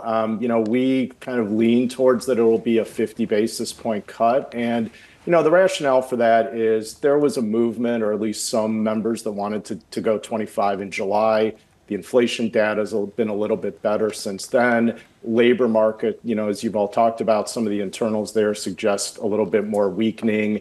And then there's no meeting until post the election. So it's a close call, but I think, the main thing for the bond market is whether it's 25 or 50, the bond market, the policy rate's 5 3/8, and the bond market is priced for the Fed to take it all the way down to 280 now over the coming year and a half or so. There's a ton priced into the bond market, and it's going to be hard, we think, for the Fed to deliver all of that based on what we know now. And that's kind of a recipe for a little bit of a backup in yields from here. Yeah, that raises the obvious question. When you start to work through that, and I'm looking at the same thing, you're basically saying 280, which is where the long dot was in the June projections. If we're priced for that, and that's the destination, and the journey's faster, the cuts are going to be deeper. How much value is left in this bond market rally? You're saying we're vulnerable to a backup in yields. Is that at the longer end of the curve? And what kind of numbers are you thinking about? We think you could see maybe, the bond market after the big rally that we've seen, we think it's very unlikely we're going back to some of the yields we've seen over the last 12 to 18 months. What it means is maybe the 10-year could get back up to around 4%. The bond market is going to be more stable because the easing cycle is going to begin. The Fed is going to get back to neutral. So it's more of a potential backup of that 30 to 40 basis points in yield rather than something that's a lot more draconian. And, as you were mentioning, whether they go 50, 25, it really matters for the 2-year maturity point. For a lot of the other maturity points, it's really about where does this thing end? And it's an easing cycle that probably will end somewhere around, 3%. And that's pretty consistent with, I think, what the Fed's thinking and what the data's suggesting. To that point, the long end, though, is influenced by what short-term policy does now in terms of what that path looks like. Two guests this hour, one guest last hour, saying nobody's talking about inflation. We're trying to talk about it. People seem to have dismissed it. I'm just wondering, from your vantage point, if the Fed cuts by 50 basis points, we'll be talking a whole lot more about inflation and potentially the ramifications for the long end.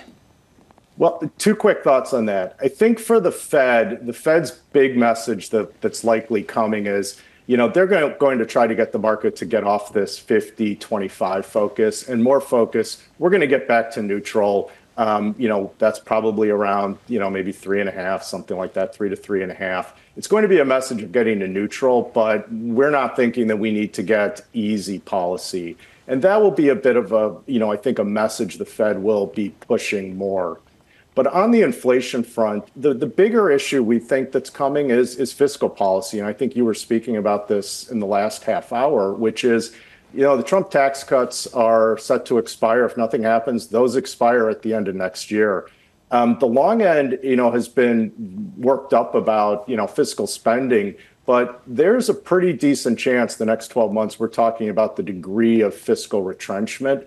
And that's, we think, going to be a bigger issue for the bond market and a lot of valuations than inflation, which is pretty clearly in our minds on a trajectory back to the low twos by mid to end of next year.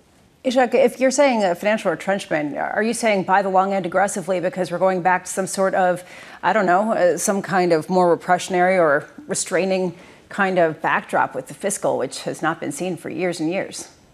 Would not go that far, but would just say that some of the pricing that we've seen earlier this year around term premium and fear of fiscal deficits and fiscal spending continuing at sort of at a pace that we've been on, that's likely to change. And so more of a message that the long end will find more stability than not.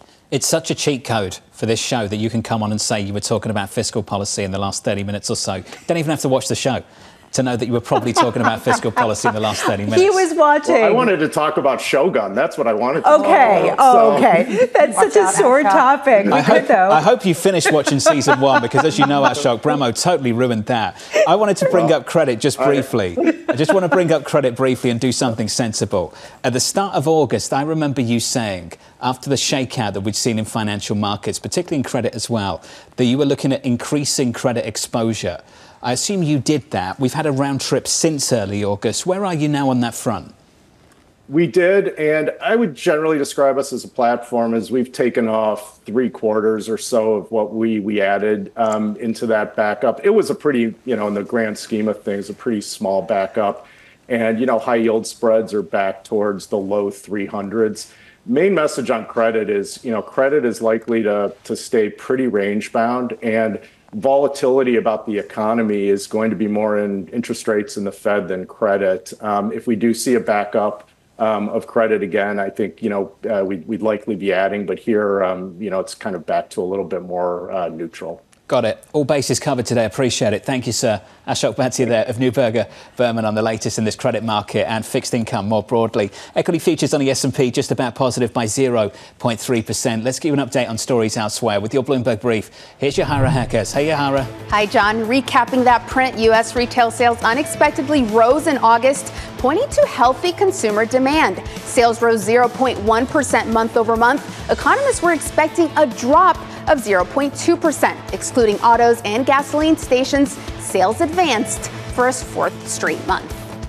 Meanwhile, a new Morning Consult poll shows Kamala Harris with a 6-point lead over Donald Trump. Among likely voters, Harris leads Trump 51% to 45%, a record in Morning Consult tracking. The survey reflects daily data collected from September 13th to the 15th after the candidates' debate a week ago.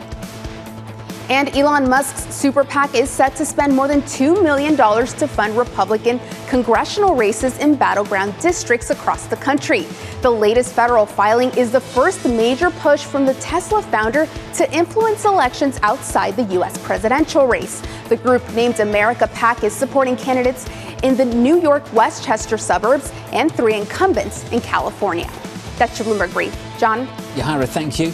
Thanks for this morning. Up next on the programme, we'll set you up for the rest of the week. The calendar, the trading diary, just around the corner.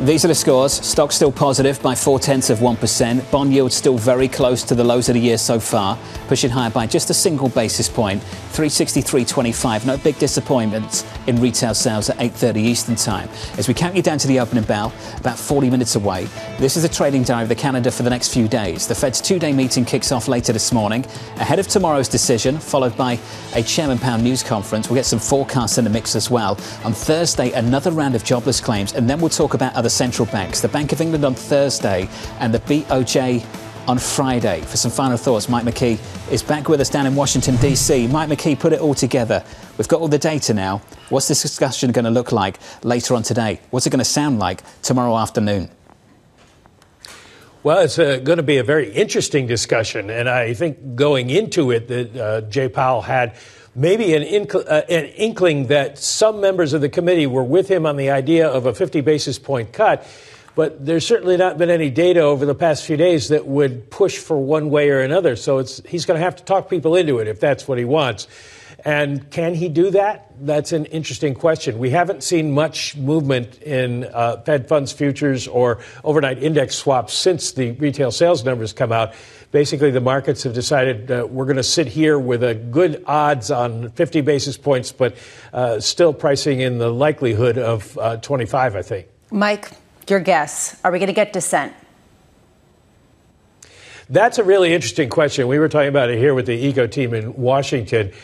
There is a theory that if you got a dissent, if they went to 25 and you had a dissent, somebody wanting 50, at least one person, then you'd sort of have a hawkish 25, and that would reassure the markets that the Fed is staying on top of the idea that the economy could be weakening more. So it might be a communications benefit. If they went 50 and got a dissent, it would suggest that maybe the inflationistas were worried about that. And so there could be some communications aspects to this, to a dissent that we haven't seen in a long time. But it's been almost 3 years since anybody dissented, and none of the governors have dissented since 2005. So it doesn't look like that's a likely prospect. Almost 20 years. I find that stat absolutely bonkers. Michael, thank you, sir. Michael McKee, looking forward to the coverage from Mike McKee tomorrow afternoon to break down this Fed decision. It is all to play for as this two-day meeting kicks off. Can you imagine if an alien came down and heard our conversation about what the balance of risks is? I mean, basically, people parsing hairs to try to get an advantage at a time of deep uncertainty in the economy and Fed policy. I think they'd be confused by what interest rates were and what they're used for. They might be confused about the Why things are they as doing well. that? Why are they doing that? What are they talking about? Yeah, I think they'd be confused about pretty much everything. Anyway, coming up, we don't have a higher being, but we do have Julian Emmanuel of Evercore, Torsten Slock of Apollo, Alicia Levine of BMY, and Earl Davis of BMO. Your Fed decision coming up tomorrow.